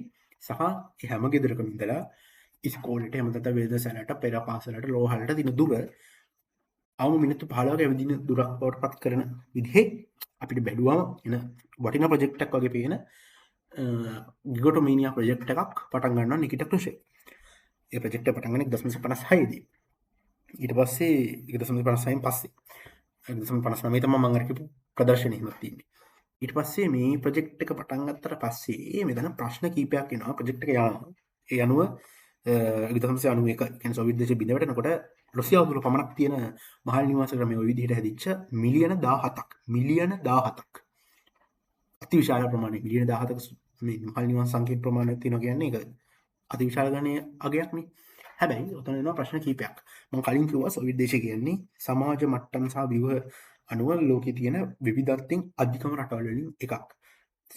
රුසියාව කියන ලෝකයේ දැනටත් විවිධත්වයෙන් අධිකම තියෙන රටක්. සෝවියට් දේශය කියන්නේ ඒකට කොහොමද විවිධත්වයෙන් වැඩිම රටක්. බටහිර ජර්මනි ඉඳලා වෙලඩිවොස්ටොක් දක්වා ඒ හැම තැනම නිවාස එකම විදිහකට හදනවා කියන්නේ එතන ප්‍රශ්නයක් තියෙනවා. මම අර කියපු විවිධත්ව ප්‍රශ්න එනවා. ඒ වගේම මේ හැම එකක්ම මහල් නිවාස මෙන්න මෙතනදී තව ප්‍රශ්න වගේක් එනවා. urban isolation ඊට පස්සේ standard of living අන්න ඒ වගේ ප්‍රශ්න ටිකක් එනවා. කියන්නේ මේ හදන පෙරනිමි කොන්ක්‍රීට් පෝරු පාවිච්චි කරලා හදන මහල් නිවාසවල අවසානයේදී නඩට්ටු කටයුතු හරියට සිද්ධ වෙන්නේ නැහැ. ඒ වගේ පැවැත්ම හරියටත් නැහැ. ඊට පස්සේ විදුලිය වේවා ජලය වේවා අන්‍යව දිනකී හරි ක්‍රියාදාමයක් නැහැ. හරි පිළිවෙලක් නැහැ. අන්තිමට ඒක සම්පූර්ණ විකාරයක් බවට පත් වෙනවා. මේ මොකද ඒක කරන්න පුළුවන් ප්‍රමාණයට වඩා ඌව ගිහිල්ලා කරන්න ගියාම ඒ හැම දෙයක්ම කන්ට්‍රෝල් කරගන්න බැරි වෙලා තියෙනවා. අවසානයේ ගිගොටෝමීනියාව තව ප්‍රතිඵලයක් විදිහට ප්‍රොජෙක්ට් එකේ මිලියන 17ක් මහල් නිවාස හදනවා. නමුත් මේ හැම මහල් නිවාසයක්ම එකම විදිහට හදන්න ගිහිල්ලා මහල් නිවාසයක් මේ හදන තැන තියෙන සමාජ සංස්කෘතික පදනමකට ගැලපෙන්නේ නැති වෙන විදිහට හදන්න ගිහිල්ලා අවසානයේ ඒකත් සම්පූර්ණ සමාජ බිඳවැටීමක් දැක්කේ. ආර්ථිකමය බිඳවැටීමක් දැන් නැතුව ඇති. නමුත් සමාජමය බිඳවැටීමක් සමාජ විකෘති වීමක් සිද්ධ වෙන්න හේතුවක් වුණා. ඊළඟ එක තමයි තව එකක් තමයි නිකිටා ක්‍රෂේව් එකක් තමයි ඔය නොයිදුල් භූමි ප්‍රතිපත්තිය. ඊට කලින් ස්ටාලිනුත් කරන වගේ තව විකාර වැඩක්. ඒ තමයි මේ ස්ටාලින්ගේ ග්‍රේට් ප්ලෑන් එක. ස්ටාලින්ගේ මහා ප්ලෑන් එකක්. ඒක තමයි 1948 1953 අතර දින සිදුවීමක්. 1946 1947 කාලවලදී සෝවියට් දේශයේ තියෙන දැවැන්ත නියඟ වගේක්. මේ නියඟ නිසා ආසන්න වශයෙන් ලක්ෂයක ලක්ෂ 5ක පමණ ප්‍රමාණයක් මිය ගියා කියලා තමයි ඇස්තමේන්තුගත කරලා තියෙන්නේ. ඉතින් ස්ටාලින් කියනවා මේකට පියවරක් 1948 දී. ඒක තමයි ඔහුගේ ස්ටාලින්ස් ග්‍රේට් ප්ලෑන් එක. මේ ප්ලෑන් එක ග්‍රේට් ප්ලෑන් එකක් තමයි. නමුත් ඒක ග්‍රේට් වෙන්නේ අර ප්‍රමාණින් විතරයි. ගිගොටෝමීනියාවෙන් විතරයි විද්‍යාත්මකව හෝ පරිසර විද්‍යාත්මකව හරි එහෙම නැත්නම් දේශගුණික ව්‍යුහයමත් හරි කරපු එකක් නෙමෙයි. අර ලොකු ප්ලෑන් එකක් විදිහට කරපු එකක්. යුක්‍රේන ඉඳලා අල්තායි දක්වා කියන්නේ යුක්‍රේන කියන්නේ ඔයාලා දන්නවා. මේ යුරෝපයේ පැත්ත අල්තායි කියන්නේ ආසියාව පැත්ත. අන්න ඒ වෙනකන් තියෙන මේ කලාපයේ පුරා කිසිම විද්‍යාත්මක පදනමක් නැතුව වාරි මාර්ගය අල මාර්ග ටිකුයි පොහුණු ටිකුයි ඊට අමතරව ආවරණ තීරු කියන ආවරණ තීරු විදිහට හදන ගස් එහෙමත් නැත්නම් ඉන්වර්ටර් සුළං ප්‍රවාහය වෙනස් කරන ක්‍රමයක්. එතන තියෙන විද්‍යාත්මක කතාව මම මෙතනදී ලොකු නොකිය ඉන්නම්. මොකදද කරන්නේ? අන්නේ ආවරණ තීරු විදිහට ගස් මිලියන අක්කර මිලියන 15ක ශාක හිටුවීමේ ව්‍යාපෘතියක් ස්ටාලින් ආරම්භ කරනවා. ඔය හිතන්න යුක්‍රේනයේ ඉඳලා අල්තායි වෙනකම් තියෙන අති විශාල භූමි ප්‍රදේශය අක්කර මිලියන 15ක ගස් හිටවලා හදන්න යනවා. කිසිම විද්‍යාත්මක පදනමක් නැහැ. හදන්නේ මොන ගස්ද කියලා තීරණයකුත් නැහැ. ඊට අමතරව එළ මාර්ග සහ පොකුණු හදන්න යනවා. කිසිම විද්‍යාත්මක සහ ජල ඉංජිනේරු විද්‍යාත්මක දැනුමක් නැතුව දේශගුණය ගැන මොකුත් දන්නේ නැතුව නිකම්ම එයාලගේ තිබ්බ පදනම තමයි මේ හැම නියගයක්ම එන්නේ. මේ මොනවද මධ්‍යම ආසියාවේ ඉඳලා එන හුලං වලින් කියලා. එහම අයිඩියා එකක් තමයි එයාලට තිබුණේ. ඒක වළක්වන්න තමයි මේ දේවල් කරලා තියෙන්නේ. අවසානයේ වෙන්නේ ස්ටාලින් මැරෙනකොට මේ ගස් වලින් 10%ක්වත් ඉතුරු නොවිච්ච එක. ඒ කියන්නේ මේ මුළු ප්‍රොජෙක්ට් එකම සම්පූර්ණ වැඩක් නැති ප්‍රොජෙක්ට් එකක් බවට පත් වෙලා තියෙනවා. මේ ප්‍රොජෙක්ට් එක කරන්න අතිවිශාල මානව සම්පත් ප්‍රමාණයක් වියදම් කරලා කරපු මේ ප්‍රොජෙක්ට් එක අවසානයේ කිසිම පළ ප්‍රයෝජනයක් නැති ප්‍රොජෙක්ට් එකක් බවට පත් වෙලා තියෙනවා. අවසානයේ ස්ටාලින් මැරෙනකොට ඉතිරිලා තින්නේ හිටවපර අක්කර මිලියන 15 හිටවපු ගස් වලින් ගස් 10%ක් විතරයි. ඊළඟ එකක් තමයි ඒ වගේම තව එකක් තමයි නිකිටා ක්‍රුෂෙව්ගේ නොඉදිරි භූමි ව්‍යාප්තිය, ඒ කියන්නේ කෘෂිකර්මාන්තය වර්ධනය කිරීම සඳහා විද්‍යාත්මක නොවන පදනමකින් මහා දැවැන්ත ගටොමීනියාවෙන් යුක්ත මනෝරාජ්‍යක උත්සාහයක් දරන්න කරපු ව්‍යාපෘතියක් අවසානයේ දැවැන්ත පාරිසරික හානියෙන් ඉවරවෙච්ච දෙයක්. ඒකත් බලමු. මෙතනදී ක්‍රුෂෙව්ගේ ප්ලෑන් එක තිබුණේ ඒක 1953 1960 කාලේදී වෙන්නේ. මේ සොවියට් දේශයේ උතුරු කසකස්ථානයේ හා බටහිර මේ සයිබීරියාව කියන කලාපවල තියෙන ඉඩම්වල විශාල වශයෙන් ගොවිතැන් කරන්න. තමයි යාගේ ප්ලෑන් එක. එයා දන්නේ එතන යාහුවේ කමිටුවේ හරි හිටපු සෝවියට් පාලන අධිකාරිය ඒකට විද්‍යාත්මක හොයලා බලලා නැහැ. يعني මෙතන වගා කරන්න තැනක් මෙතන වගා කරන්න නැති තැනක්ද ඊට පස්සේ මේ තැන වගා කරොත් ඇති වෙන පාරිසරික බලපෑම කොහොමද? අන්න ඒ වගේ කිසිම විද්‍යාත්මක පදනමක් නැතුව ඉඩම් මේ අක්කර මිලියන ගණක් තියෙනවා වගා කරන්න. අන්න ඒ වගේ අර දැවෙන්ත වගා කිරීමේ ව්‍යාපෘතියක් පටන් ගෙන දෙන ලංකාවේ සමහර අය කරා වගේ. එතකොට මෙතනදී අදහස ඇවිල්ලා තියෙන්නේ මක්වගේ උසුරු කසස්ථාන සහ බටහිර සයිබීරියාවේ බටහිර කොටස්වල අපි කියනවා මේකට විවිධ ජාතීන් පාවිච්චි කරලා දෙනවා. අර මං කිව්ව සෝවියට් දේශ ඇතුළු හිටපු චෙචෙන්වරු, ඉන්ගුයිෂ්වරු, කාල්මිකියානුවරු, ඒ වගේම ක්‍රිමියන් ටාටාර්වරු වගේ ජනතාව, චෙච්නියන්වරු, ඊට පස්සේ ඉන්ගුයිෂ්වරු කියන ඔය රෂ්‍යාවල ටිකක් දකුණට එන්න හිටපු ජාතීන් වගේ. ඒ වගේම කාල්මිකියානුත් එහෙමයි. අනිත් වගේ ජාතීන් වගේක් එකතු කරලා ඒ වගේ ජාතීන් වල හිටපු, ඒ කියන්නේ මෙයාලා ස්ලාවික් ජනතාව නෙවෙයි. මේ කට්ටිය එකතු කරලා කරන්න හදන්නේ මේ කට්ටිය අර තැන්වල පිටු වහල් කරලා එතන වගා කරවලා මේ ලොකු වගා බිම් හදලා ලොකු ව්‍යාපෘතිය. මේකදී උදාහරණයක් දෙන්න 1955 දී ට්‍රැක්ටර් ලක්ෂ 2ක් යවලා තිනවා මේ නොඉදිරි භූමි ව්‍යාපෘතියේ වැඩ කටයුතු වලට. ලක්ෂ 2ක් යවලා තිනවා ඒ ප්‍රදේශයේ වැඩ කටයුතු වලට හෙක්ටාර මිලියන 30ක් වගා කරන්න. දැන් මේක විද්‍යාත්මක පදනමකින් ගණන් හදලා එමත් නැත්නම් විද්‍යාඥයෝ විලා කතා කරලා පාරිසරික විද්‍යාඥයෝ පාංශු විද්‍යාඥයෝ විලා පස්වල තත්ත්වය වල මේ ඊට වඩා කාලගුණ විද්‍යාඥයෝ විලා දේශගුණික ව්‍යුහය වල එහෙම මුකුත් නෙවෙයි. අක්කර තියෙනවා මිලියන හෙක්ටයාර 30ක් තියෙනවා ඉඩම් මිලියන ඒ ටිකේ මේ වගා කිරීමක් තමයි දැන් මේ කරන්න යන්නේ. මේකේ දැන් අපි බලමු ප්‍රගතිය කොහොමද කියලා. 1954 තමයි මුලින්ම 1954 සෙන්ටින හෙක්ටයාරකට සෙන්ටිනර් 9.2ක් හොඳ ප්‍රගතියක් ලබා ගන්න පුළුවන් වෙලා තියෙනවා. මුලදී මේකේ හොඳ ප්‍රගතියක් තියලා තිනවා. සාමාන්‍යයෙන් ඒ තිබ්බ ඉඩම් වලින් 180ක විතර මේ අස්වැන්නක් වැඩියෙන් ගන්න සෝවියට් දේශ අස්වැන්න වලින් වැඩි ප්‍රමාණයක් මෙතනින් දෙන්නත් හැකි වෙලා තියෙනවා පළවෙනි අවුරුද්දේ. හැබැයි සෙන්ටිනර් කියන්නේ සාමාන්‍යයෙන් යුරෝපේ තියෙන පරණ බර මනින ක්‍රමයක්. ඒක එක එක රටවල වෙනස් වෙනවා. සෝවියට් දේශේ නම් කිලෝග්‍රෑම් 10ක් විතර තමයි සාමාන්‍ය සෙන්ටිනර් එකක් කියන්නේ. කිලෝග්‍රෑම් 100ක් විතර. සාමාන්‍ය කිලෝග්‍රෑම් 50ක් විතර වෙනවා ඩෙන්මාර්කේ නෝර්වේ වගේ රටවල් වල. කියන්නේ කොහොමද සෝවියට් දේශේ නම් කිලෝග්‍රෑම් 100ක්. ඒ කියන්නේ සෙන්ටිනර් හෙක්ටයාරයකට සෙන්ටිනර් 9.2ක් පළවෙනි අවුරුද්දේ අරගෙන තියෙනවා 1954. හැබැයි 1955 දැඩි නියම් වලට අවිල්ලා තියෙනවා. මොකද කාලගුණේවත් පාංශු ව්‍යුහයක් මුකුත් බලලා නෙමෙයි හැදුවේ. එතනදී හැබැයි හම්බෙලා තියෙන්නේ හෙක්ටයාර් සෙන්ටිනර් 2.9ක්. 1957 වුණා ඒ තමයි පීක් එක. මේ කාල පරාසය තුළ හැම්මිච්ච උපරිම අස්වැන්න හම්බුනේ ඒ අවුරුද්දේ විතරයි. 1956 දී හෙක්ටයාර් සෙන්ටිනර් 10.6ක මේ අස්වැන්නක් ගන්න පුළුවන් වෙලා තියෙනවා. එතනින් පස්සේ ආයේ වර්ධනයක් නැහැ. එතනින් පස්සේ දිගටම තියෙන්නේ 15 යමක් විතරයි. 1957 දී 4.6යි ඊට පස්සේ 1963 දී 4.4යි. කියන්නේ එතනින් පස්සේ බහින කලාවක් තමයි උදා වෙලා තියෙන්නේ. ඒකට හේතුව තමයි මේකට මෙතන තිබ්බ පාංශු ව්‍යුහය හරියට අධ්‍යයනය කරේ නැහැ. මේ නිසා සුළං රටා හින්දා අර අපි කියන මතු පිට තියෙන හොඳ පස් එහෙම නැත්නම් වගාවට සුදුසු පස් සුළඟේ ගසා යාමක් සිදු වෙලා එතන තියෙන පස් සම්පූර්ණයෙන් විසර වෙලා එතන තිබ්බ පාරිසරික සමතුලිතතාවය බිඳ වැටීමක් අවසාන සිද්ධ වුණේ මේ ක්‍රුෂෙව්ගේ ප්‍රතිපත්ති හින්දා. නිකිටා ක්‍රුෂෙව් කරපු තවත් එක් විහාර වැඩක්. තව අපි සෝවියට් ගිගටොමීනියාවක ප්‍රතිඵලයක් ගත්තොත් ඒ තමයි අරල් මුහුදේ ඛේදවාචකය. මේක අති දැවැන්ත පාරිසරික අර්බුදයක් බවට පත් වෙන්නේ සෝවියට් දේශය කරපු මේ පාරිසරික අර්බුදය ගැන කතා කරොත් අරල් මුහුද කියන්නේ අපි කියන අර අභ්‍යන්තරික මුහුදු වල තියෙන්නේ. ඒ කියන්නේ අභ්‍යන්තරව තියෙන ලවණ විල්. සාමාන්‍යයෙන් ලවණ ජල විල් කැස්මින් මුහුද තමයි ලෝකයේ අභ්‍යන්තර විශාලම විල. විලක් කියන බෑක. මිලි තියෙන කරදිය විල. අන්න ඒ වගේ අරල් මුහුද කියන්නේ කැස්මින් මුහුදට ආසන්නව තියෙන තවත් කරදිය විලක්. මේක මුලින්ම 1848 දී සාර් පාලනයක් සහිත රුසියාවේ ඇලෙක්සි බොටනිස්කෝ කියන නිරීක්ෂකයා තමයි ওই ප්‍රදේශයේ මත්ස්‍ය කර්මාන්තයේම හොඳට තියෙනවා.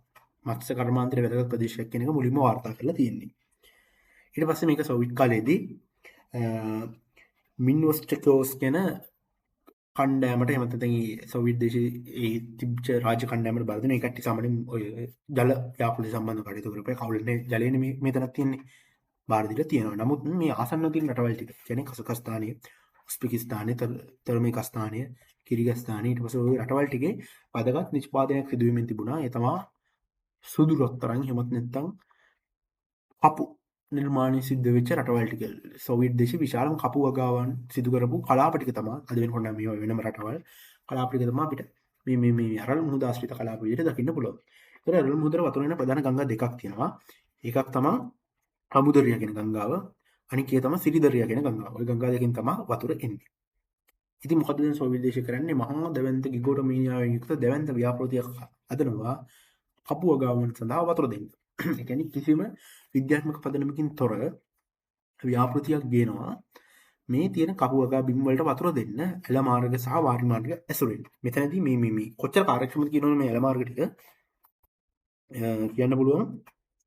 මේ දින වතුර වලින් 125-75 ප්‍රමාණයක් වාෂ්පීකරණය වෙලා තියෙනවා. එහෙම නැත්නම් පොළොවට උරාගෙන තියෙනවා. කියන්නේ වගා බිම් වලට යන්න කලින් 175-25 අතර ප්‍රමාණයක් වාෂ්පීකරණය වෙලා එහෙම නැත්නම් සම්පූර්ණ වාෂ්පීකරණය වෙලා මොකද මේ ප්‍රදේශයේ ශුෂ්ක කලාපයක්. එතකොට එක්ක වාෂ්පීකරණය වෙලා එහෙම නැත්නම් මේ ඔය තියෙන ඉලි පොළොවට මේ වෙලා කාන්දු වෙලා තියෙනවා. ඊට පස්සේ මේක තමයි ලෝකේ හතරවෙනි විශාලම විල විදිහට තිබිලා තියෙන්නේ 1987 වෙනකොට. ඒක සම්පූර්ණ 1987 වෙනකොට ඒක සම්පූර්ණ මේ මොන සිඳී යන තත්ත්වයට පත් වෙලා තියෙනවා. මෙතන මුලින්ම බලවොත් 1960 දී තමයි මේ ව්‍යාපෘතිය ත්වරණය වීම පටන් ගෙන තියෙන්නේ.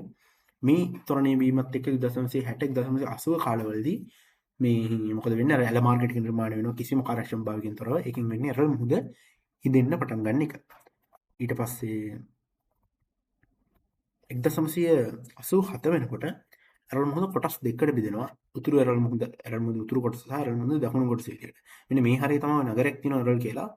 එතකොට අවුරුදු ගානකට කලින් මේ මොනවාද ඇරල් මුහුද ආසන්නයේ එයාලට වගා මේ වෙනවද මත්ස්‍ය නිෂ්පාදනය කරගන්න පුළුවන් මේ නගරේ. මෙතන තමයි ඔය ඇරල් කියන නගරේ මේ හරිය වගේ තියෙන්නේ. නගරයක් තියෙනවා. මම හිතන්නේ මේ ඇරල් මුහුද ආශ්‍රිත ප්‍රධාන නගරයක් ඇරල් කියන නගරය. එතකොට එයාලා අවුරුදු ගානක් තිස්සේ මත්ස්‍ය කර්මාන්තය කරේ ඇරල් මුහුද හරහා. හැබැයි අවසාන වෙනකොට මේ 1987 විතර වෙනකොට 1984 1990 අද 2000 වගේ වෙනකොට මේ ඇරල් මුහුද කොච්චර හිඳනවද කියනවනම් මේ වගේ කිලෝමීටර් ගාණක් යනකම් අර ඉස්සර මුහුද මෙතන තිබ්බනම් අන්තිමට මුහුද තියෙන්නේ මේ හැටි. කියන්නේ උන්ගේ නැව් මේ බෝට්ටු කිලෝමීටර් ගාණක් ගෙනියන්න ඕනි මුහුදට දාන්න. ඉස්සර මුහුදට දාන්න එහෙම මුහුද තිබ්බේ ඒ ඉස්සරහා දැන් මුහුද තියෙන තව කිලෝමීටර් ගාණක් ඉස්සරේ. අන්න එහෙම තත්ත්වයකට පත් වෙලා තියෙනවා. මොකද මේ කිසිම විද්‍යාත්මක පදනමකින් තොරව වතුර දෙන්න ගිහිල්ලා අවට තියෙන මොනවාද කපු නිෂ්පාදන වලට සම්පූර්ණ විකාර ව්‍යාපෘතියක් බවට පත් වෙලා මහා ගිගෝටමීනියා ව්‍යාපෘතියක් බවට පත් වෙලා අවසානයේ මේ ඇරල් මුහුද සිඳෙන්න ගන්නවා. ඒ වගේම ඇරල් මුහුද හිඳුනට පස්සේ මේක ලෝකෙ තිබ්බ වැදගත් මුහුදක්. මොකද ඒකේ ග්‍රෑම් ලීටර් එකකට ග්‍රෑම් 10ක ලුණු තිබිලා තියෙනවා. සෝල්ට් එහෙම නැත්නම් අපි කියන ලවණ තිබිලා තියෙනවා. ලුණු නෙමෙයි ලවණ. ඊට පස්සේ ඒක වැඩි වෙනවා ලීටර් එකකට ග්‍රෑම් 100ක් දක්වා. ඊට පස්සේ මේ මුහුද සම්පූර්ණයෙන් හිඳෙන්න ගත්තට පස්සේ ලවණ සහිත ආසාත්මිකතා ඇති වෙන ගන්නවා මේ අවට ඉන්න ජනතාවට. ආයක සෞඛ්‍ය අර්බුදයක් බවට පත් වෙනවා. අවසානයේ මේ ප්‍රශ්නේ ලවණ විසවීම වලට හේතු වෙලා තියෙනවා. මෙන්න මේ හරිය මෙන්න මේ තියෙන කැස්පියන් මුහුද. ඊට පස්සේ මේ තියෙන මේ කලපුවත් ඔන්න ඔය විදිහටම සෝවියට් දේශ කාලෙදී මේක සම්බන්ධ කරන එක වළක්වනවා කැස්පියන් මුහුදත් එක්ක. ඊට පස්සේ කැස්පියන් මුහුදත් එක්ක සම්බන්ධ කරන එක වළක්වුවාට පස්සේ මේ වගේම සිද්ධියක් නතරත් වෙන්නේ. මෙන්න මේ කලපුව ඊට පස්සේ ওই විදිහටම සිඳී යන්න පටන් ගන්නවා. ඒක අන්තිමට තුර්මේකස්ථානයේ හිටපු ජනතාවට සෞඛ්‍ය ගැටලු කියන ලවණ විසවීම ආශ්‍රිත සෞඛ්‍ය ගැටලුන් කියන ප්‍රශ්නයක් බඩපත් වෙනවා. මේ ඇරල් මුහුද වගේම තමයි ප්‍රශ්නයක් තමයි එකක් වෙන්නේ. මේ පස්සේ තුර්මේකස්ථාන ආණ්ඩුව පස්සේ මේ සෝවියට් දේශය බෙදුණාට පස්සේ තුර්මේකස්ථාන ආණ්ඩුව විසින් මේ මෙතන තිබ්බ එයාලා හදපු ඩෑම් එක වගේ එක විනාශ කරලා දාලා නැවත මේ කලපුවට වතුර එන්න සලස්වන කැස්පියන් මුහුදෙන් ඊට පස්සේ මම හිතන්නේ දැන් වෙනකොට නම් ඒ ප්‍රශ්නේ තියෙනවා කියලා. නමුත් දැන් මේ වෙනකොට ඇරල් මුහුද ප්‍රශ්න නම් තාමත් තියෙනවා. මොකද ඇරල් මුහුද තාමත් සිඳමින් පවතිනවා. ඇරල් මුහුද තාමත් ලවණ තියෙනවා. එලාවන මේ අවටින ජනතාවට විස සහිත වෙලා ඒ පැති මත්ස කර්මාන්ත සම්පූර්ණ මිදවටිලා සෞඛ්‍යත් බිඳ වැටිලා දැන් මේ අවසාන මේ ගංගා දෙකේ තිබ්බ සමස්ත පාරිසරික පද්ධතියත් විනාශ වෙලා සම්පූර්ණ ව්‍යුහ මේ මුළු ව්‍යාපෘතියම සාර්ථක ව්‍යාපෘතියක් බවට පත් වෙන ඒ කිසිම විද්‍යාත්මක පදනමක් නැතුව තනිකර ගිගොටමීනියාව බලාපොරොත්තු වෙන පමණක් කරපු ව්‍යාපෘතිය වල අවසාන ප්‍රතිඵලය බවට පත් වෙමින් ඊට පස්සේ මේක දැන් මෙහෙම වෙනකොට දැන් මේ ඇරල් මුහුණ සිදමින් පවතිච්ච කාලේ තවත් ව්‍යාපෘතියක් පටන් ගන්නවා සෝවියට් දේශයේ. ඒ තමයි සෝවියට් දේශයේ ගංගා වගේක් තියෙනවා. අපි කිව්වොත් ඔය ඕබ් වගේ ගංගා. ඒවා ගලන්නේ ආක්ටික් සාගරයේ පැත්තට. ඒ කියන්නේ ඒවා සෝවියට් දේශයෙන් පටන්ගෙන ඒවා ගලන්නේ ආක්ටික් සාගරයට. ඒ කියන්නේ වතුර වලින් ප්‍රයෝජනයක් ගන්න බෑ. දැන් අපි වෝල්ගා වගේ ගඟක් ගත්තොත් ඒක ගලන්නේ කැස්පියන් මුහුදනේ. ඒතකොට යවට තියෙන වගා බිම්බල වගා කටේතර මොනවද කරන්න පුළුවන්. හැබැයි මේ ඕබ් හරි ඊට පස්සේ ඒ ගංගා ගලන්නේ ආර්ටික් සාගරයට උතුරු සයිබීරියාව හරහා. උතුරු සයිබීරියාව කියන්නේ හැම වගා කටයුතු කරන්න තරම් හොඳ කාලගුණයක් තියෙන හැම ප්‍රදේශයක් නෙවෙයි ලෝකේ තියෙන ශුෂ්ක කියන්නේ නෙවෙයි. අපි කියන්නේ කොහොමද? ආන්තික කලාප වලින් එකක්. එතකොට මේකට ව්‍යාපෘතියක් ගේනවා මුලින්ම මේ ව්‍යාපෘතිය අදහස් මේ අයිඩියා එක එන්නේ සාර් කාලේදී 1830 දී ඇලෙක්සැන්ඩර් ෂෙන්ක් කියන මිනින්දේරුවට තමයි මුලින්ම අදහසක් එන්නේ. යාගේ අදහස තමයි මේ තියෙන ඔබ්බගේ ගංගාවල තියෙන වතුර මෙහෙට ගේන්නේ. කියන්නේ බටහිර සෝවියට් දේශයට ගේන්නේ. යුරල් කඳුකරෙන් මෙහාට. ඔකදී කාලෙ වෙන්නේ නැහැ. නමුත් 1960 1980 කාලයේදී සර්ජි යාකොලෙව් ෂුක් කියන කෙනා මෙහෙවපු මේ හයිඩ්‍රෝ ප්‍රොජෙක්ට් කියන ආයතනය කියන්නේ ආණ්ඩුවට අයිති හයිඩ්‍රෝ ප්‍රොජෙක්ට් කියන ආයතනයේ ව්‍යාපෘතියක් ගෙනවා. දැන් මේ වෙනකොට ඇරළුම් මුහුදේ ව්‍යාපෘතිය සම්පූර්ණ අසාර්ථක වෙලා ඇරළුම් මුහුද හිදෙමින් තිබ්බ කාලෙක එහෙම ප්‍රශ්නයක් තියෙනවා කියන එක දැනගන්න. තමයි මේ ව්‍යාපෘතිය පටන් ගත්තේ. මේ වතුර ගේන්න බටහිර පැත්තට. මේකත් අන්තිමට දැවන්ත පාරිසරික අර්බුදයක් කියලා තමයි නතර වෙන්නේ. මොකද මෙතනදී පාවිච්චි කරන 1971 දී කැනීම් සඳහා කියන්නේ එළ මාර්ග කැනීම සඳහා න්‍යෂ්ටික ආයුධ. න්‍යෂ්ටික පිපිරීම සිද්ධ කිරීම පාවිච්චි කරනවා. මේකෙන් වෙන්නේ මේ කලාපේ අපි කියනවා ලෝකේ තියෙන විශාලම බියෝමයක් තියෙනවා. ටයිගා කියන බියෝමේ. අන්නේ බියෝමේ තිබ්බ අක්කර ගණනාවක් ජලයෙන් යට වෙන එකයි. ඒ පැත්තේ හිටපු ජනතාව මිලියන ගණනක් ඉවත් කරන්න සිද්ධ වෙච්ච එකයි අන්තිමට සිද්ධ වුණේ. ව්‍යාපෘතිය සම්පූර්ණ අසාර්ථක වෙනවා. ඊට පස්සේ ඒකෙන් ටයිගා වනාන්තරයේ අක්කර ගානකටත් හානි වෙනවා.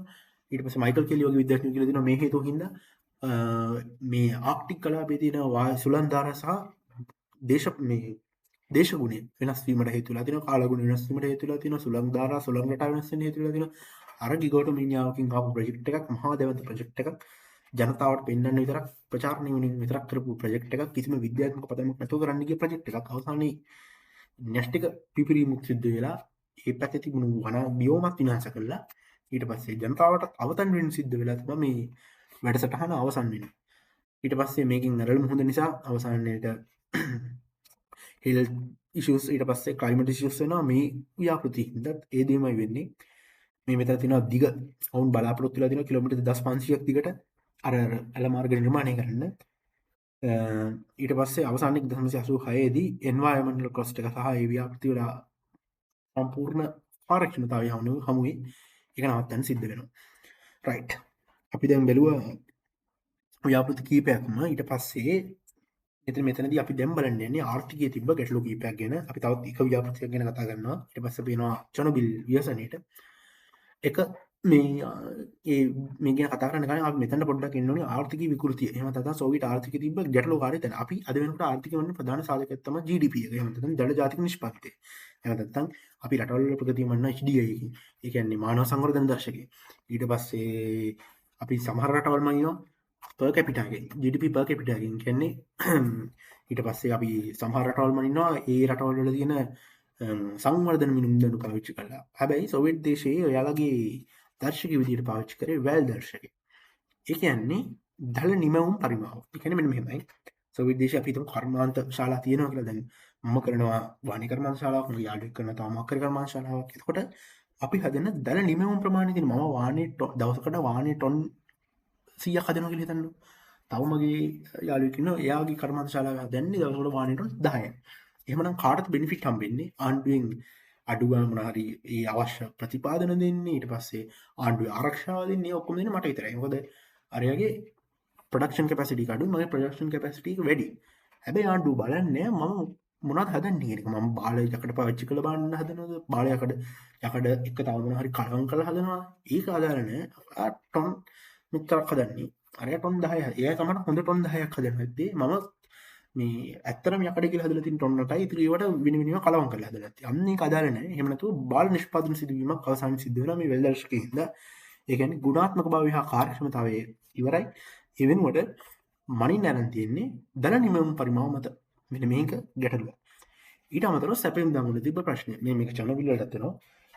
ඒ කියන්නේ සැපයුම් දාමවල තිබ්බ අනිශ්චිතතාවය. මොකද සොවියට් දේශ සැපයුම් දාමවල තිබ්බ කාර්යක්ෂමතාව විතර හොඳ දෙයක් නෙවෙයි.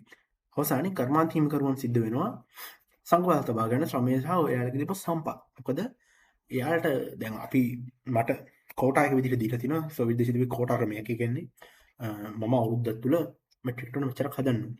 එහෙම කෝටා එක හදන්න මට මම හදන්නේ අපි හිතමුකෝ වාහන කියලා. මම වාහන 100ක් අවුරුද්දකට හදන්නේ. මට වාහන හදන්න මට යකඩ එන්න ඕනේ. සැපයුම් දාම වලින් මට යකඩ එන්නේ නැත්නම් මට වාහන හදන්න බෑ. එතකොට මගේ කෝටා එක මට නිර්මාණය කරන්න බැරි වෙනවා. ඒකට යකඩ කර්මාන්තශාලාවට නෙමෙයි දඬුවම් හම්බෙන්න මට. එහෙනම් මට සිද්ධ වෙනවා ඒකට මොකක් හරි පිළියමක් ගන්න. ඉතින් මම කරන්නේ මට එන යකඩ ටික හංගලා තියාගන්න එක. එතකොට මට පුළුවන් අර මගේ කෝටා එක කොහොම හරි පරිපූර්ණ කරගන්න. මේක සම්පූර්ණ ආර්ථික විකෘතියන්නේ. මේ නිසා සිද්ධ වෙන්නේ අවසානයේ සම්පත් එක්ක රැස්වීමක්. අවසානයේ දත්ත වංචාව. මේ දත්ත වංචාව තමයි ප්‍රධාන වශයෙන්ම හේතු වුණේ ඔය ග්‍රේට් ලීප් ෆෝවර්ඩ් එකේ. එහෙමත් නැත්නම් චීනයේ වෙච්ච මහා ඉදිරිපින්මේ දෙවන්ත මානව සංහාරය සඳහා එක හේතුවක් මේ දත්ත වංචාව. මොකද දඩුවම් වලින් බේරෙන්න ප්‍රාදේශීය පරිපාලකයෝ දත්ත විකෘති කියලා දෙනවා. මම ටොන් 10 හැදුවේ මම ටික ටොන් 100 කියලා දෙනවා මොස්කෝව වලට. ඉතින් එතකොට මොස්කෝව වලින් වාර්තාවල බලන ආර්යා ටොන් 100ක් හදලා හැබැයි නිෂ්පාදනයේ ටොන් 100ක් ඇවිල්ලා නැහැ. ටොන් 10 ඇවිල්ලා තියෙන්නේ. ප්‍රගතියක් නැහැ අතට. ඒක ආර්ථික වශයෙන් එච්චර හොඳ දෙයක් නෙවෙයි. මේක තමයි සෙන්ට්‍රල් ප්ලෑනින් එක දෙනවා කෝටා එක. ඊට පස්සේ මිනිස්ට්‍රි එකට තියෙන ලොකු ඩිමාන්ඩ් එකක්. ෆැක්ටරිස් වලින් හදනවා බල්කි අවුට්පුට්ස්. හැබැයි ඒවා මේ එෆිෂියන්සි දේවල් නෙමෙයි. ඕවර්සයිස් වෙච්ච නිකන් කිසිම වැඩකට නැති භාණ්ඩ විතරයි. ඉතින් ඒවා පාවිච්චි කරලා නැවත නැවත කැණීම් කරන ඔන්නම චක්‍රයක් විදිහට තමයි මේක ගමන් කරේ. ඊට පස්සේ ඒ වගේම සෝවියට් දේශයේ තව ගැටලුවක් තිබ්බා. සෝවියට් දේශය කියන්නේ ලෝකෙ ලොකුම හමුදාව තිබ්බ රට. එයාලා GDP එකට හමුදා එයාලගේ GDP එකකින් 25ක් වැය කරලා තිබුණේ හමුදාවට. ලෝකෙ විශාලම හමුදාව නඩත්තු කරන්න එයාලගේ දළ ජාතික නිෂ්පාදනයෙන් 25ක් වුණ වැය කරා. මෙන්න මේත් එක්ක සෝවියට් දේශයේ දැන් අර ප්‍රශ්න ටික ආයෙ එන්න ගන්නවා. 1970 දී ආර්ථික එකතන පල් වෙන්න ගන්නවා. ඒ කියන්නේ නිකිටා ක්රුෂ්චෙව්ගෙන් පස්සේ ලියොනිඩ් බ්‍රෙෂ්නෙව්ගේ නායකයා යටතේ තිබ්බ කාලය සෝවියට් දේශයේ නිලධාරීවාදයට යටත් වෙච්ච කාලයක්. ඒ කියන්නේ සෝවියට් දේශයේ අර තිබුණු කිසියම් හෝ ප්‍රගතියක් එකතන පල් වෙන්න ගත්ත කාලය තමයි 1970 ගණන් වෙනකොට. මේ කාලේ වෙනකොට අර බලහත්කාර කාර්මිකරණයෙන් කරපු ව්‍යාපෘති අර කරපු විකාර ව්‍යාපෘති ඒ වගේම තිබ්බ ලාභයන් මොනවා හරි ලාභයක් තිබුණා නම් ඒ ලාභ වීම සම්පූර්ණයෙන් අවසන් වෙලා සම්පූර්ණ නිලධාරීවාදයක් ඇවිල්ලා අර මම කියපු විදිහට කලින් කිව්වා වගේ බොරු දත්ත මත දුවපු කාලයක්. මේ කාලේ ඵලදායීතාවය කියලා එකක් තිබුණේ නැහැ. අර මම කියවනේ ස්ටාලින් පටන් ගත්තා කියලා ගෲප් එක කණ්ඩේවා මේව කරන්න ඔය මේ ප්‍රශ්නේ දිගටම එනවා. අවසානයේ මේ කාලේ වෙනකොට ගෲප් B හා ඊට පහළ තියෙන කාණ්ඩවල බාන්න නැහැ. පාරිභෝගිකයන් සිද්ධ වෙනවා දිග පෝලිං වල ඉන්න බාන්න ගන්න. තව විකාර ව්‍යාපෘතියක් දැන් මෙහෙම ප්‍රශ්නයක් සෝවියට් දේශයේ 70 දශකවල වෙමින් පවතිනවා. ඔන්න මේ කාලේ තමයි අවසාන ගිගොටමේනියා ව්‍යාපෘතිය ඉන්නේ බෑම් දුම්රිය ව්‍යාපෘතිය. මේකත් අර ප්‍රොජෙක්ට් එකේ ඒ කියන්නේ අර වගේ ප්‍රශ්න තිබුණු කාලෙක කරන්න ඕනි දේ නැතුව හුදු ප්‍රචාරණ මානසිකත්වයෙන් විතරක් කරපු තවත් දෙවන්ත ව්‍යාපෘතියක්. බෑම් දුම්රිය මාර්ගය. බෑම් කියන්නේ බයිකල් අමුර් දුම්රිය මාර්ගය කියන එක. ඒක දෙන්නේ COC ඉදිකිරීම ව්‍යාපෘතිය කියන නමින් තමයි මේ බ්‍රෙෂ්නෙව් දැන් මේක අරන් ඉන්නේ. 1974 දී තමයි මේ බයිකල් අමුර් කියන ට්‍රාන්ස් සයිබීරියන් දුම්රිය මාර්ගය ඔයාලා අහලා තියෙන ට්‍රාන්ස් සයිබීරියන් දුම්රිය මාර්ගය කියන්නේ ලෝකෙ තියෙන දිගම දුම්රිය මාර්ග වලින් එකක්. සෝවියට් දේශයේ මොස්කෝව පැත්තේ ඉඳලා ව්ලාඩිවොස්ටොක් වෙනකන් දුවන දුම්රිය මාර්ගයක්. ඒතකොට මේකට සමාන්තරව හදන්න ගිය අලුත් දුම්රිය මාර්ගයක්. මේක හදන්නේ බයිකල් අමුර් කියන බයිකල් සහ අමුර් කියන මේ ප්‍රධාන ප්‍රදේශ දෙක යා කරමින් හදන්නේ සයිබීරියාවේ සම්පූර්ණ හිමින් වෙහිච්ච කටුක පරිසරයක් ස්ථානවල මේකට පාවිච්චි කරලා තියෙනවා දිග කිලෝමීටර් දිග සැතපුම් 2300ක්. ඊට පස්සේ මේ ව්‍යාපෘති සඳහා කොච්චරක් ආර්ථිකය යොදලා තියෙනවද කිව්වොත් සම්පූර්ණ රටේ දල ජාතික නිෂ්පාදනයෙන් 100%ක් දාලා තියෙන්නේ මේ දුම්රිය මාර්ගයක් හදන්න. ඒකට තරුණයෝ 50000ක් ගෙන්නන්න අර මම කියපු විදිහට කලින් අර පෝස්ටර් එකෙන් තිබන්නේ වගේ දැවැන්ත ප්‍රචාරණ ව්‍යාපෘතියක් එහෙම දියත් කළා COC ඉදිකිරීම ව්‍යාපෘතිය එහෙම කියලා දියත් කරලා විශාල තරුණයන් ප්‍රමාණයක් මේ ව්‍යාපෘතියට ගෙනලා මෙයාට මෙහෙම දේවල් දෙනවා ඔයාලට අලුත් දේවල් දෙනවා අරක මේක කියලා ගෙනලා අන්තිමට එහෙම දේවලුත් නැතුව ව්‍යාපෘතියක් පටන් ගන්නවා. ඒ කියන්නේ ව්‍යාපෘතියට ගෙන්නපු තරුණ තරුණියන්ට සහ ව්‍යාපෘතියට ගෙන්නපු කණ්ඩායම් වලට අවසානයේ පහසුකම් නැති වෙනවා. මේ පහසුකම් නැතිවීම හින්දා කාර්යක්ෂමතාවය සම්පූර්ණයෙන් පහළ වැටෙනවා. එතන දූෂණ වංචා ඊට පස්සේ සමාජ දූෂණ වගේ දේවල් සිද්ධ වෙන්න ගන්නවා. සම්පූර්ණ ව්‍යාපෘතියම අඩපණ වෙනවා. හැබැයි 1984 දී මේක බොරුවට විවෘතත් කරනවා. දැන් දුම්රිය මාර්ගය අවසානට 100ට එකක දළ ජාතික නිෂ්පාදිතයක් දාලා පවා හදපු මේ ව්‍යාපෘතිය අන්තිමට දුම්රියක්වත් හරියට යවලා හරියට බාහන ප්‍රවාහනය කරන්න බැරි සම්පූර්ණ විකෘති ව්‍යාපෘතියක් බවට පත් වෙලා තමයි අවසන් වෙන්නේ. මේව තමයි සෝවියට් දේශීය ආර්ථිකමය ගොඩනැගිල්ලේ අවසාන යථාර්ථයෙන් බවට පත් වුනේ. ඊට පස්සේ වෙන්නේ පරිවර්තනයේ ඒ තමයි 1986 දී 1985 දී ගොර්බචෝව් පත් වෙනවා. බ්‍රෙෂ්නෙව්ගෙන් පස්සේ සෝවියට් දේශයේ නායකයා බවට. මෙන්න මේත් එක්ක තව ප්‍රශ්න කීපයක් වෙනවා. 1970 ගණන් වල තෙල් මිල ගොඩක් ඉහළින් තිබුණේ. මේ තෙල් මිල ගොඩක් ඉහළින් තිබුණු නිසා සෝවියට් දේශය කියන්නේ ලෝක විශාලම තෙල් නිෂ්පාදකයෙක් ඒ කාලේ. ඊට අමතරව ලෝක විශාලම තෙල් නිෂ්පාදකයෙක්. මෙන්න මේ තෙල් කියන සාධකය දාලා අර වෙලා තිබ්බ ඔක්කොම ආර්ථික පරිහානියන් ටික වහලා තිබ්බේ. අපිට තෙල් වලින් එන සල්ලි ටිකෙන් තෙල් සල්ලි වලින් තමයි දුවදුව හිටියේ. කියන්නේ මේ 2014 කරපු සමීක්ෂණ වලකට අනුව 35.4ක් ආර්ථිකය දුවලා තියෙන්නේ තෙල් වලින්. එහෙම නැත්නම් තෙල් වලින් කියනකට වඩා හයිඩ්‍රෝකාබන් වලින්. එතකොට හැබැයි 1980 දශකයේ ආරම්භ වීමත් එක්ක තෙල් මිල පහත වැටෙනවා ශීඝ්‍රයෙන්. මෙන්න මේකත් එක්ක ලෝකෙට නිරාවරණය වෙනවා හරියට ආහාර පානවත් නැති නමුත් ලෝකෙ ලොකුම හමුදාවක් සහිත රටක්.